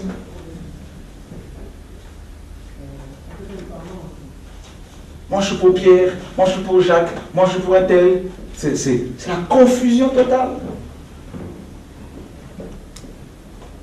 Moi j'ai un grand ministère. Vous voyez? C'est pour ça que personnellement, m'asseoir dans les églises aujourd'hui, c'est pas de l'orgueil. Hein. Voilà. Ça dépend, les frères et sœurs qui craignent Dieu, il y en a, mais il y en a très peu. Hein. On voit plus la chair, les danses sont charnelles, les chantres sont charnels, les prédications sont charnelles, ça prêche que la terre, tout est charnel. On a bien. C'est la bénédiction, vous aurez des belles maisons, vous aurez des belles voitures, vous venez à Jésus, vous aurez le mariage, tout ça. Tout est l'évangile, leur évangile est un évangile terrestre, charnel. Tout est autour de l'homme, tout tourne autour de l'homme, l'homme qui est au centre. Vous voyez? Pour ceux qui sont en Afrique, on leur dit, ben, venez à Jésus, vous aurez le visa, vous irez en Europe, vous irez aux États-Unis, tout ça. Hein? Donc, faites une offrande, vous aurez le visa. Et les païens qui n'ont pas Christ ont le visa facilement. Et puis voilà, tout est charnel. Vous voyez comment Satan a réussi à maintenir la plupart des églises sur terre, la chair. Alléluia. Amen. Vous êtes là? Oui.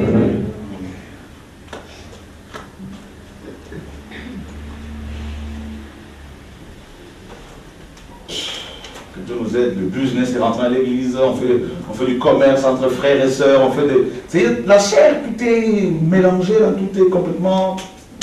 Voilà. Ça casse les églises ici, ça appelle les frères et sœurs, les coulisses pour commencer une église à côté. Tout est charnel.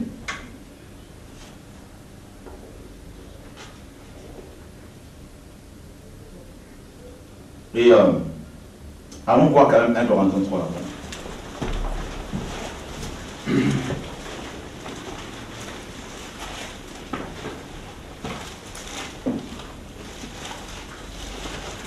Pour moi, frère, ce n'est pas comme à des hommes spirituels que j'ai pu vous parler, mais comme à des hommes charnels, comme à des enfants en Christ.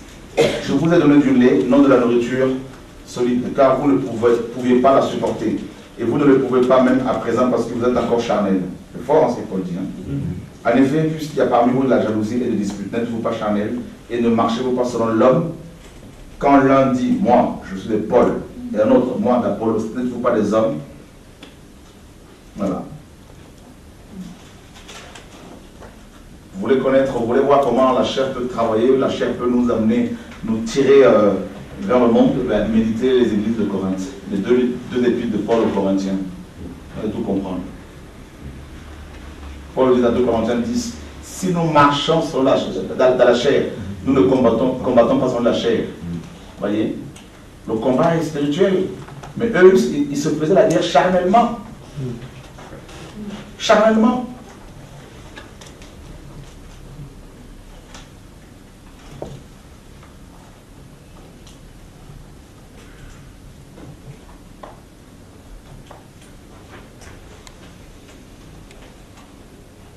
Une personne qui est charnelle parle avant de répondre, avant d'écouter. Tu peux être pasteur, apôtre, docteur, prophète. Si la chair est trop importante là, hein, ben, tu vas faire des dégâts à chaque fois. Hein. Vous allez voir qu'il y a beaucoup de gens, ils ont l'onction qui attire les gens, mais ils ne sont pas assez brisés, ils ne sont pas vraiment spirituels.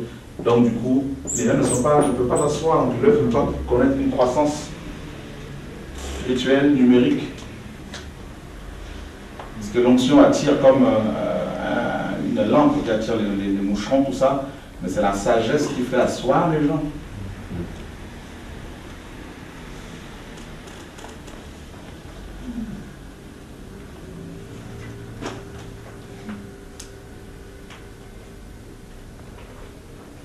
Les gens veulent servir Dieu, ils ont des grâces, tout ça, mais ils sont trop charnels. Ils ne peuvent pas se passer du sexe. Ça tombe tout le temps. La chair est trop présente. Les gens chantent dans les chorales, mais vous allez voir, ça s'embrasse à gauche, à droite. Et voilà, la chair n'est pas maîtrisée. Comment voulez-vous qu'ils servent Dieu? Ils n'arrivent pas déjà à maîtriser leur propre chair. Comment voulez-vous qu'ils aillent chasser les démons? Ils ont du mal à contrôler leur propre maison. Ils ne sont pas maîtres de leur maison. Vous comprenez ce que je suis en train de dire? Ça, c'est ma maison. Moi, je suis à l'intérieur. Je dois contrôler cette maison et contrôler ses motivations. Je dois être capable de dire aujourd'hui, tu ne vas pas manger. Je dois être capable de dire aujourd'hui, tu ne vas pas aller voir telle personne.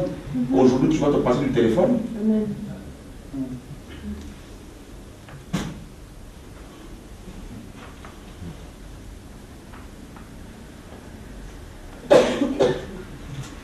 Qui se sent dominé?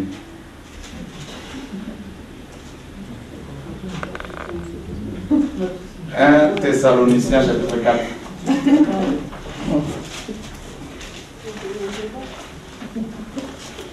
Anne, tu peux nous lire 4, 3, 4.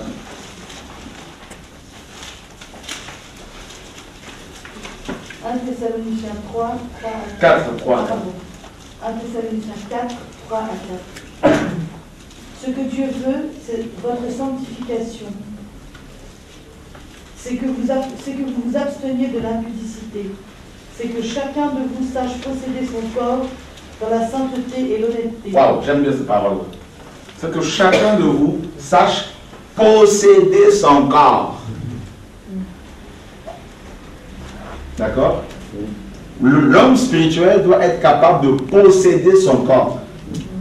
Pas les démons, mais ton esprit. Paul parle aux esprits ici, hein, qui devaient posséder leur tente. Imagine, toi, tu es dans ton appartement, et c'est ton appartement qui te gère, qui te contrôle, qui te dicte ses lois. Eh bien, c'est le cas de la plupart des chrétiens. Donc, mets-toi là, c'est toi. Tu vas t'asseoir. Lève-toi. Bon. Fais entrer de la fumée. Là, c'est le chrétien qui fume. Imagine-toi, tu es dans cette maison, il y a plein de fumée, hein, qui rentre, c'est comme ça, tu te tues. Vous voyez? Voilà. Eh bien, tu vas voir que cette maison, justement, cet appartement, hein, la fumée, l'infection, tout ça, plein de déchets, plein d'immondices, et bien toi, tu es là. Voilà. Convoitise, jalousie, la colère, manque de maîtrise de soi, hypocrisie, tout ça. Et toi-même, tu es bien au centre. Et là, tu as mis Christ de l'autre côté là-bas. Vous voyez? Et maintenant, celui qui possède sa maison, c'est celui qui a laissé le Seigneur au centre. Et lui, il est dans un coin, le Seigneur domine. Et tout ça, c'est dehors. Amen.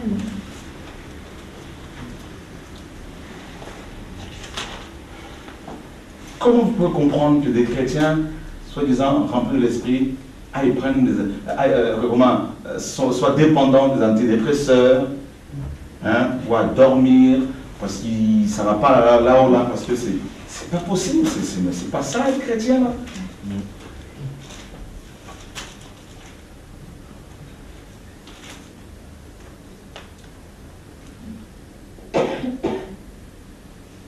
Qui a du mal à posséder son corps? D'accord. Alléluia. Tu sens une pression qui monte? Non. Tais-toi. Tais-toi au nom de Jésus. Tu te tais.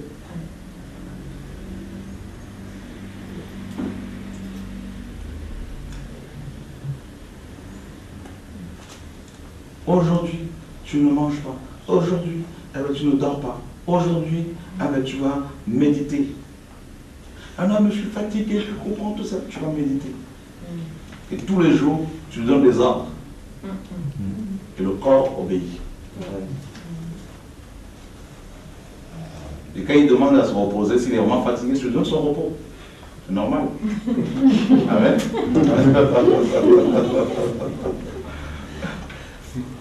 Donc c'est toi maintenant qui gère la chair. Ça, c'est magnifique. C'est ça la vie chrétienne. C'est ça être spirituel. Amen.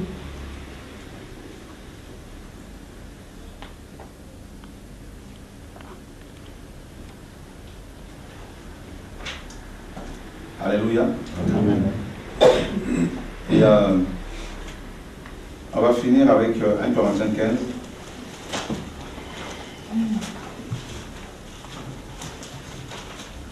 C'est un ouf de soulagement.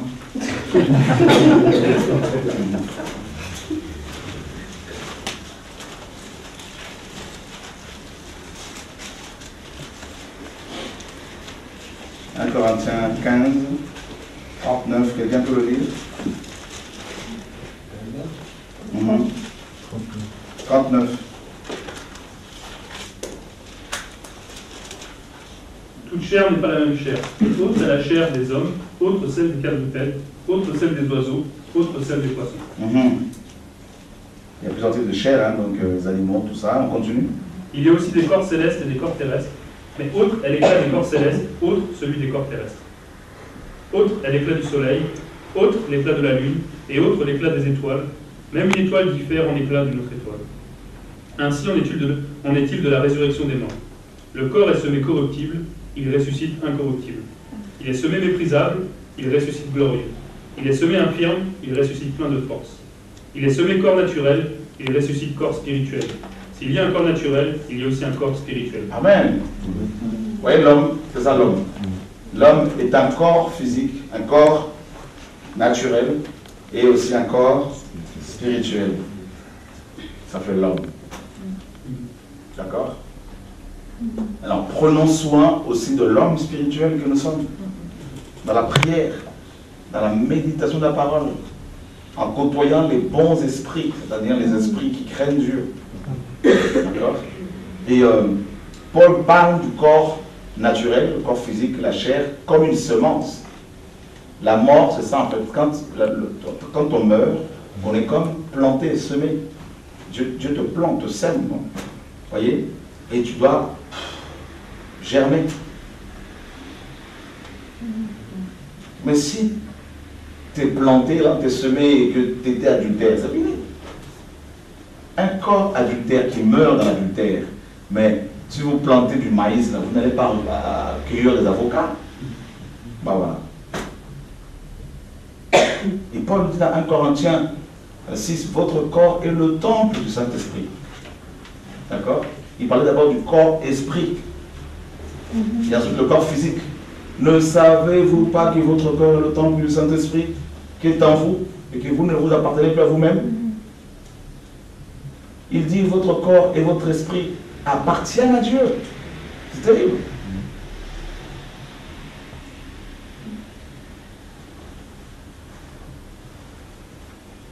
Et il dit, Paul, au verset 50, ce que je dis, frère, c'est que la chair et le sang ne peuvent hériter le royaume de Dieu et que la corruption n'hérite pas l'incorruptibilité. Voilà. La chair et le sang ne peuvent hériter le royaume de Dieu. Ça, c'est catégorique, c'est clair. Alors, prenons plus soin du corps spirituel. Et au verset 49, il dit, et de même que nous avons porté l'image du terrestre, donc Adam, notre corps physique porte encore l'image d'Adam, nous porterons aussi l'image du céleste.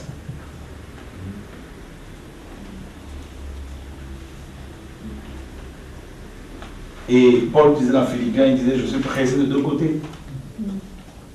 Donc en fait, un chrétien rempli de l'esprit ne doit plus avoir peur de la mort, parce que en fait, tu déménages tout simplement.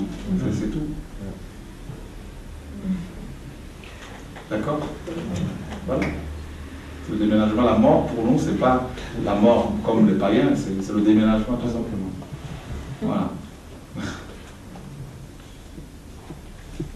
On ne peut pas déménager sans avoir préparé sa maison là-haut. Voilà. Des questions? Si. Donc voilà, j'ai l'impression, quand j'entends cet enseignement, que le corps physique nous fait pécher plus que l'âme, alors que l'âme est censée dominer le corps.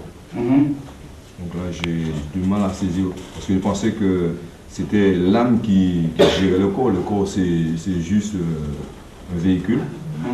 C'est vrai que je comprends effectivement, comme le corps, il est physique. Il y a le toucher, il y a ce qu'on entend, tout ça.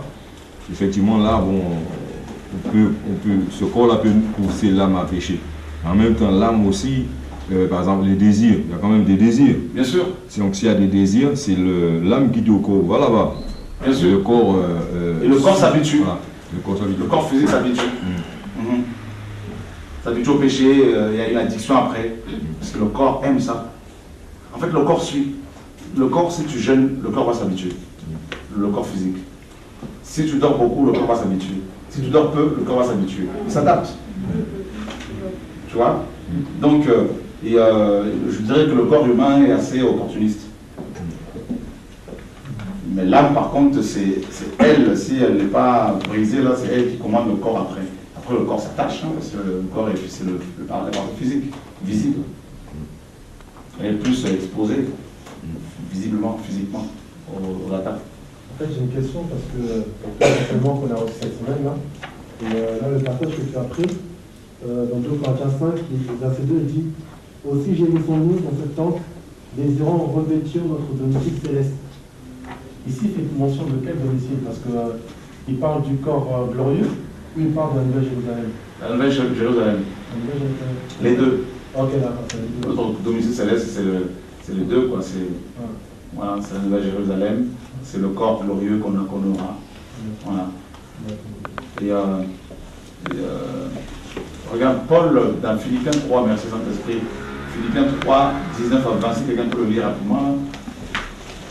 Il utilise un autre terme pour parler du corps humain, là. Corps physique. Philippiens 3, 19. Leur fin sera la perdition.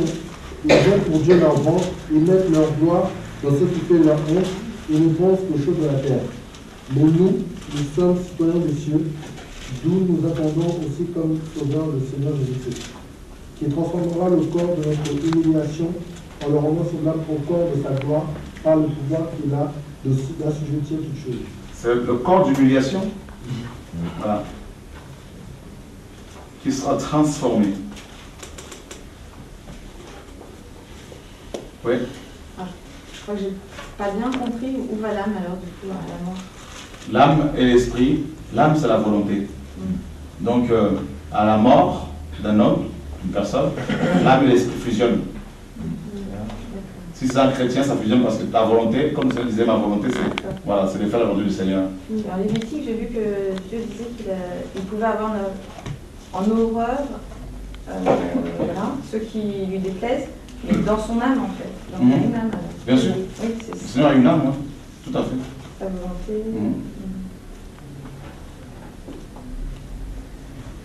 Oui. Donc l'âme et l'esprit fusionnent, tu disais, et l'Ecclésiaste, quand l'Ecclésiaste nous dit que l'esprit retourne à Dieu. Et en fait, il y a des passages où le terme ruach, qui signifie souffle, ruach ou pneuma, a été traduit, donc, selon le contexte. Hein, il y a des passages où ruach est traduit par âme ou esprit. Voilà. Un chrétien rempli de l'esprit, un chrétien spirituel, son esprit et son âme forment une seule entité. Parce que son âme, sa volonté, n'est plus. Donc c'est la volonté du Seigneur qui prime. Voilà. Quand quelqu'un, par exemple, meurt et va au ciel, il n'a pas encore un corps glorieux. Si. Quand on meurt là, en Christ, on est transporté là-haut et forcément, donc en fait, quand on sort de notre corps, on se rend compte que on a notre corps spirituel qui est complètement illuminé. D'accord. Voilà. Bien vêtu, et on est surpris. On se dit, mais waouh, c'est tout transparent, tout clair, tout illuminé, tout lumineux, tout. Voilà. Mais quand il nous est parlé, par exemple, dans 1 Thessaloniciens 4, verset 16, car le Seigneur lui-même a un signal donné. À la voix d'un archange et au son de la trompette descendra du ciel, les morts en Christ ressusciteront premièrement. Bien sûr. Ce sont la poussière, les corps humains. Voilà. Les corps humains. Les pensées, c'est où, c'est dans quoi? Les pensées, c'est au niveau de l'âme. Car c'est du cœur, c'est du cœur qui viennent les pensées. Marc 7. Voilà, c'est l'âme. Les sentiments, tout ça, c'est l'âme. Vous avez dit tout à l'heure que Dieu prend un esprit, parce qu'avant que nous naissions, il nous connaissait déjà, et il met dans l'homme pour la naissance. Et puis après, il reprend. Donc ça m'a fait penser à la parabole de Dieu qui sème les fils de Dieu et les fils du malin. Est-ce que vous pouvez nous expliquer ça par rapport au fait que le Seigneur dit que c'est le malin qui a semé l'ivraie. Est-ce que vous pouvez nous expliquer ça par rapport aux esprits? En fait, les esprits des hommes n'appartiennent pas à Satan. Donc, après, quand on est dans ce corps physique, l'ennemi nous récupère, peut nous récupérer si nous ne faisons pas attention. Et essayer de récupérer, il te plante dans une assemblée, dans le monde, comme ta semence, quoi. Il se sert de toi comme une semence pour détruire les autres. Comme un instrument de destruction. Et si c'est un démon incarné? Voilà, c'est autre chose. Ça, c'est autre chose. Je pensais que c'était ça aussi, ça pouvait être ça, l'ivraie. Bien sûr. De toute façon, les démons font partie du livret, hein. Bien sûr. Oui. Je vais vous poser une question parce que tout à l'heure tu parlais, tu dis quand on meurt, l'esprit donc est repris par Dieu. Et quand il y a une fécondation, donc Dieu prend l'esprit pour le mettre dans le corps. Est-ce qu'il utilise les mêmes esprits ou c'est des esprits différents à chaque fois? Je pense que, parce que la Bible ne parle pas de la réincarnation. Donc ça c'est clair que quand on décède dans Christ, là on rentre dans la gloire. Voilà. Mais avec tout ça, là, parce que, on parle de l'enfer à plusieurs... Attends. Allez les amis, on se retrouve plus tard. Que Dieu vous garde.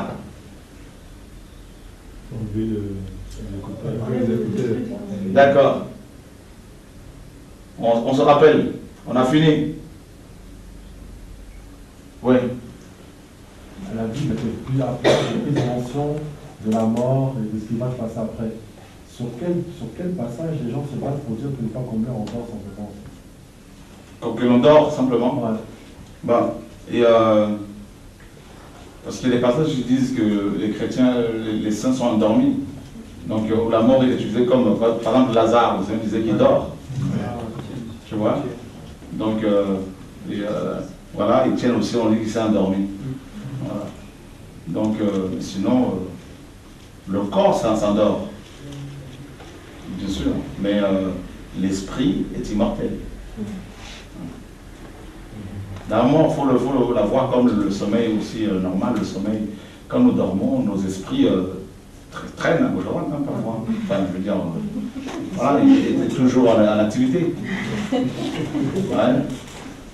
L'esprit ne dort jamais. Voilà. Ouais. C'est aussi pour ça que le Seigneur dit qu'il n'est pas le Dieu des morts, mais des vivants. Bien sûr. Parce que l'esprit est toujours vivant. Bien sûr, parce que pour Dieu l'esprit, donc pour lui la mort n'existait pas. Parce que nous ne mourrons pas. En fait, en réalité, nous ne mourrons pas. Nous, en tant qu'esprit. Parce que j'avais pensé qu'il n'est pas le Dieu des morts, le Dieu des vivants. Parce que quelqu'un qui n'est pas né de nouveau, il est éteint, quoi. Ouais. Vous savez penser à ça. Je pense il est éteint, c'est-à-dire son esprit est toujours en activité, mais il n'est pas conscient, il n'est pas soumis à Dieu. Donc il est mort, c'est-à-dire il est séparé d'avec Dieu. Mais sinon, son esprit peut traîner à gauche à droite. Ça fait des cauchemars, ce que tu veux. En fait, je ne comprends pas trop. Parce que, en fait, tu avais dit que pour qu'on soit spirituel, il fallait que l'esprit soit séparé de l'âme. Et je ne comprends pas pourquoi notre mort, l'esprit, en fait, fusionne. Voilà. En fait, notre âme, c'est-à-dire l'âme qui n'est pas, qui est soumise, qui n'est pas sanctifiée. L'âme, la volonté de l'homme. Tu vois, nous devons céder notre volonté pour suivre la volonté du Seigneur. Parce que l'âme, c'est aussi la volonté. L'âme, c'est aussi les sentiments humains. Maintenant, si ton âme est sanctifiée, libérée, ben, elle va te soumettre au Seigneur, à sa parole. Voilà.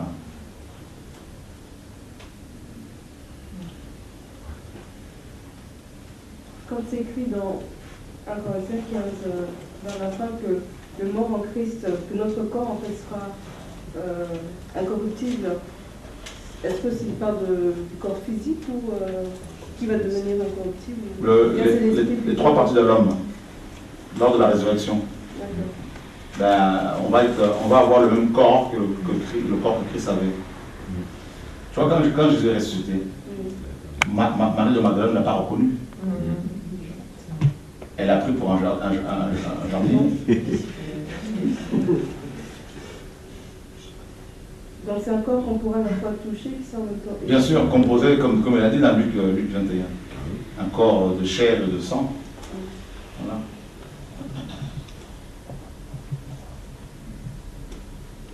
C'est avec ce même corps glorieux qui viendra pour le règne des 1000 ans. Qui? Le Seigneur. Pour le règne des 1000 ans. Ouais. C'est avec ce corps. Oui. C'est ce même corps que Jean a vu. Parfait. Mais si 6000 démons, comme on l'a vu dans la Bible, peuvent habiter dans un corps, ça veut dire que spirituellement on est grand en fait. Si par exemple, en fait, ma question c'est si plusieurs démons peuvent habiter dans un tout petit corps, ça veut dire que spirituellement, en fait, au niveau de notre esprit, on a une forme, on a une taille. Non, pas du tout. En fait, il faut voir les choses comme ça. Les démons, c'est comme du vent. C'est comme Voilà, ça peut. Tes lunettes elles peuvent être possédées par 30 000 démons. Ah oui? Ah oui. Tu vois? Ça, c'est pas un problème. C'est pas. Il n'y a pas de limite. Y a pas de, dans le monde spirituel, il n'y a pas de. Il ne faut pas quantifier les choses. L'intégrité, tout ça, c'est au niveau de l'âme. Ouais. Mais donc, parce qu'un païen, il n'a pas forcément toutes ces choses-là, mais à la nouvelle naissance, en fait, comme si ça s'opère dans l'esprit, comment l'intégrité, justement... Ouais, parce que Dieu a mis dans chaque homme la pensée de l'éternité, et dans chaque homme, il y a une partie de Dieu. Parce que c'est lui qui a créé. Et puis il y a des valeurs morales que l'on trouve chez les païens, partout, parce que les nations sont gérées par. Le monde est régi par les 10 paroles, les 10 commandements. Tu vois? Donc il y a une forme d'intégrité dans chaque homme. Cela prouve justement qu'ils sortent de Dieu, qu'ils sont sortis de Dieu. Voilà. Et à la nouvelle naissance, l'intégrité, elle est renouvelée en fait. Tout à fait. Voilà. C'est comme il n'y a plus de distinction entre hommes et femmes, évidemment parlant. Ok. Alors, il y a ce passage-là, et il faut quand Paul dit qu'il n'y a ni juif, ni grec, ni homme, ni femme, tous sont un en Christ. Donc on sait que sur le plan physique, ce n'est pas le cas. Il y a toujours des femmes. On continue à se marier. Et donc si une femme interprète ce passage littéralement pour dire que je suis une femme, il y a un problème. Donc ça veut dire que dans le royaume à venir, et comme le Seigneur le dit à la résurrection des morts, il n'y aura plus de femmes, plus d'hommes, donc on ne va plus se marier. Donc ce passage-là va trouver, en fait, potentiellement, on peut le vivre déjà en Christ, mais ce passage va se matérialiser, se concrétiser lors du retour visite de Christ. Voilà. Donc c'est-à-dire que Christ, quand il reviendra, parce que en fait, nous attendons notre rédemption totale. Donc nous gémissons vers ces choses. Après, pour l'instant, ce sont les prémices que nous avons. Comme l'esprit, pareil, sont les prémices que nous avons. Voilà. Donc l'unité en Christ, elle est déjà là. Donc nous sommes un. Parce que déjà à l'époque, les hommes et les femmes étaient divisés. Donc en Christ, nous sommes un. Donc quand on voit une femme, on ne va pas la voir en tant que femme, on va la voir en tant qu'enfant de Dieu. Voilà. On ne va pas la juger en tant que femme. Quand on voit un noir, on ne va pas le juger en tant que noir. Ben, on ne va plus le juger sur la différence. Voilà. Mais sinon, dans la vie de tous les jours, il y a toujours cette distinction des femmes et des hommes. Et, voilà. Notre esprit ressemble à notre corps physique. Est-ce qu'à la résurrection des morts, du coup, on ne va pas se ressembler? C'est-à-dire que ça ne sera pas nous? On n'aura pas la même apparence? Oui, aussi, oui. Est-ce qu'on aura la même apparence? On aura l'apparence de Christ. Ah, en fait, c'est ça qui est magnifique. Mais ça ne sera pas ma tête, du moins, je serai non. pas dedans. Non. Nous serons semblables à lui. Voilà. Et même le malfaiteur à la croix qui n'a pas travaillé, il aura un corps glorieux. Bien sûr. Ce sera juste les couronnes qui vont nous voilà. aussi. Et puis l'éclat. Parce que Daniel dit que dans Daniel 12, ceux qui annoncent la parole à des multitudes brilleront comme les étoiles du ciel. Il y aura un peu de jalousie ou... Non, pas du tout.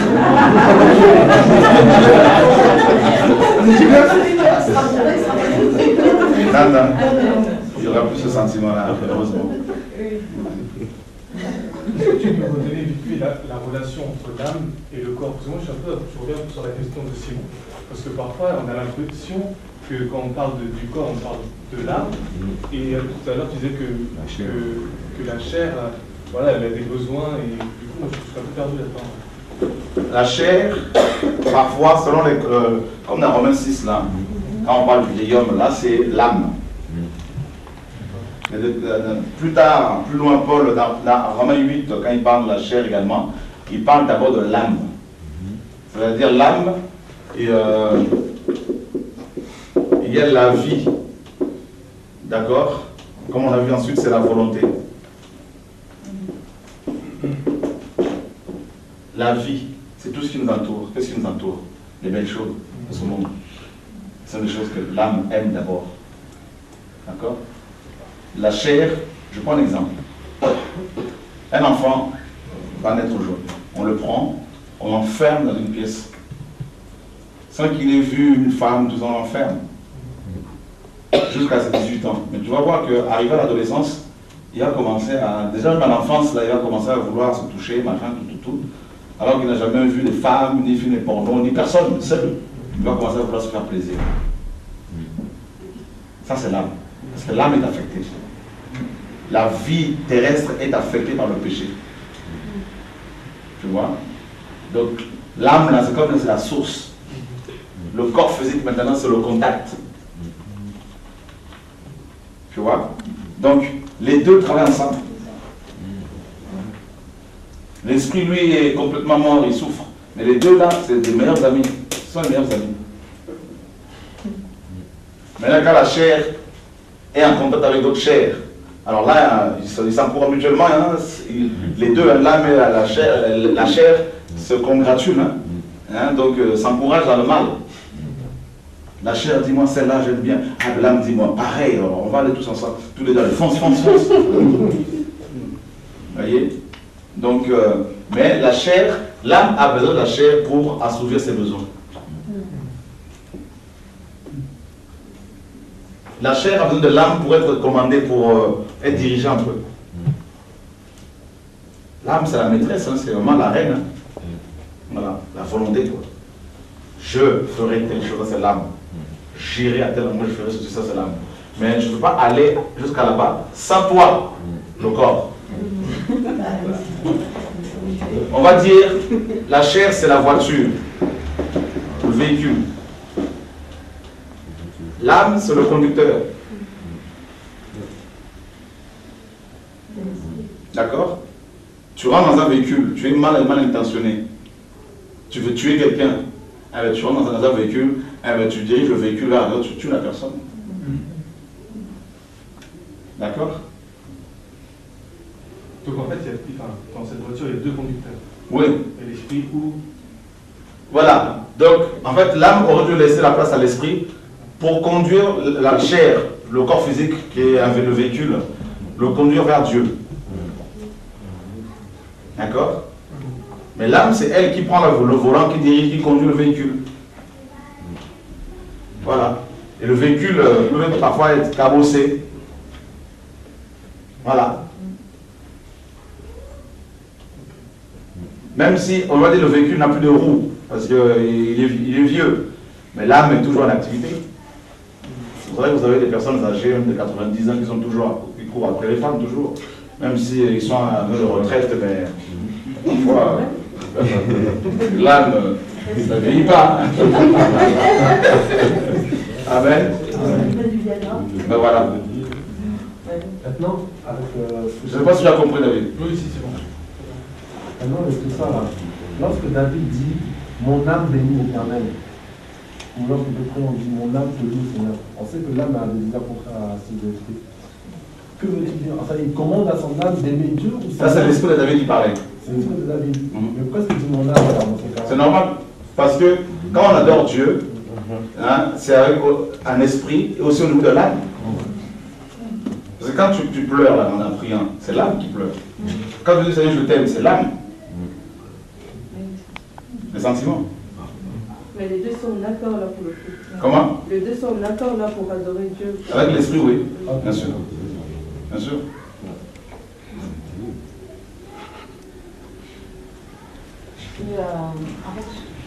En fait, un homme spirituel, pardon, c'est l'esprit qui dirige, qui a en tête l'âme et le corps.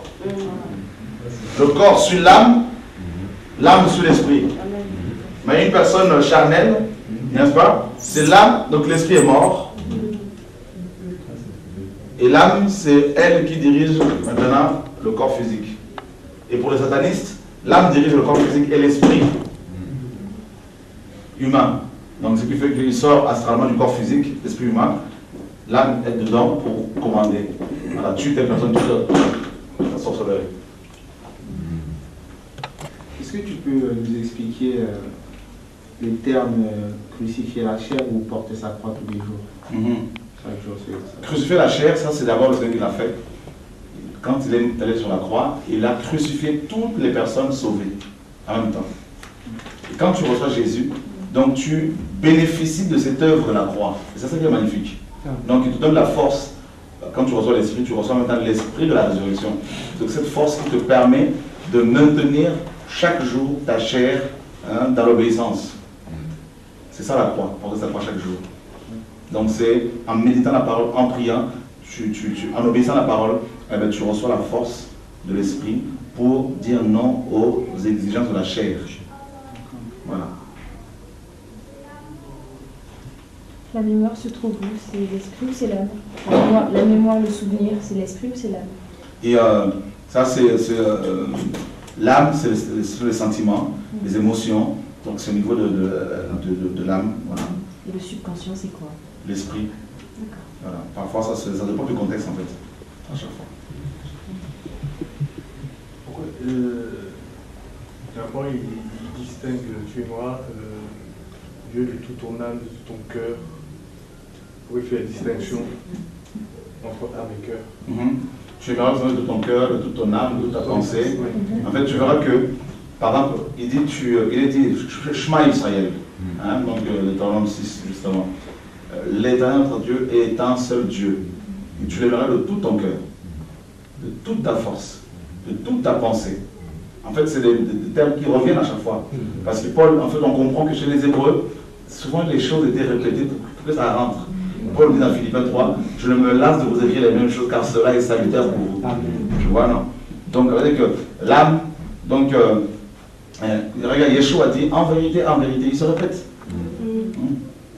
Donc, l'âme, tu as le droit de donner toute ton âme, de tout ton cœur, de toute ta force, de toute ta pensée. Pourtant, les pensées viennent du cœur ou de l'âme. Voilà. Donc, c'est une répétition que les Hébreux connaissaient, en fait, pour que ça rentre. Quand la Bible dit que la chair et le sang ne trouveront pas le royaume de Dieu, on sait que l'âme est dans le sang. L'âme, c'est le sang. L'âme, c'est le sang. C'est la vie. Est-ce que vous pouvez expliquer? En fait, c'est un terme que les Hébreux utilisaient également pour parler de l'homme charnel, de tout ce qui vient de l'homme. Par exemple, dans Jean, chapitre 1er, verset 12, il est dit qu'à tous ceux qui l'ont reçu, il leur a donné le pouvoir de devenir enfants de Dieu, lesquels sont nés, nous, de la volonté de l'homme, de la volonté du sang, de la chair de Dieu. Donc ça veut dire que la nouvelle naissance n'a rien à voir avec l'action humaine, avec l'œuvre humaine. N'est-ce pas? Ce n'est pas une œuvre humaine, c'est une œuvre divine. Donc c'est tout simplement pour montrer que le physique, là, le monde matériel, là, tout ce qui a trait au monde, ne peut pas hériter le royaume des cieux. Donc l'homme adamique, voilà. Le physique du sang, parce que l'âme est... Oui, en fait, il faut voir ça spirituellement parlant. Donc physiquement aussi, l'âme, c'est d'abord le sang physique. C'est-à-dire si on te vide de ton sang, tu meurs. Hein. C'est clair. Et donc c'est là qu'on comprend que la vie, c'est le sang. Le sang, c'est la vie. Donc la parole est vraie. Après, il y a l'homme spirituel. Donc il y a le sang spirituel, il y a le cœur spirituel, il y a les yeux spirituels. Tu vois? C'est comme ça qu'il faut voir les choses en fait. Je peux faire un petit témoignage en fait par rapport à cette semaine en fait parce que je crois que j'ai expérimenté les trois là. Pendant qu'on priait il y a 2 jours, là, quand j'ai dit que j'avais une vision, que j'étais dans le ciel, que je prenais de la hauteur comme ça, en même temps je voyais qu'il y avait un serpent à l'intérieur de moi. Donc, du coup, je me dis effectivement par l'esprit, j'ai vu quelque chose qui était à l'intérieur de moi. Donc voilà. Et pendant la délivrance, c'est sorti du corps, j'ai senti dans le corps. Quoi. Donc c'est les trois, on a accès en fait à ce qui se passe dans notre corps par l'esprit. Donc effectivement, il y a vraiment cette possibilité de séparer les deux, comme dit la parole, c'est cette épée qui sépare l'âme et l'esprit. Et c'est vrai que c'est assez impressionnant. Amen. Voilà. Ouais. Alors en fait, si je comprends bien, c'est l'esprit humain en fait, qui donne une éducation à l'âme. Si je comprends bien, en fait, plus on aura une communion avec le Seigneur, plus l'esprit humain aura cette force, cette capacité par le Saint-Esprit d'éduquer l'âme en fait, et en gros à conduire notre âme et notre corps en fait, dans les voies du Seigneur. Tout à fait. Le Saint-Esprit parle à ton esprit, lui donne des ordres. La parole, c'est au niveau de ton esprit, donne des ordres au niveau de l'esprit, et ensuite ça descend sur l'âme. Tu vois? Et voilà, ça descend sur l'âme. Et à la conversion, à la conversion, la parole touche l'âme, brise l'âme. L'âme pleure, pardonne-moi, tout ça là. Et l'esprit est libéré. Régénéré. C'est ça la conversion. C'est l'âme qui est visée. Voilà. Parce que l'âme règne. Et la parole vient, brise l'âme. C'est pour ça qu'on pleure souvent. En général. D'accord? Dieu nous aide. J'ose croire que vous avez été beaucoup encouragés pendant cette session.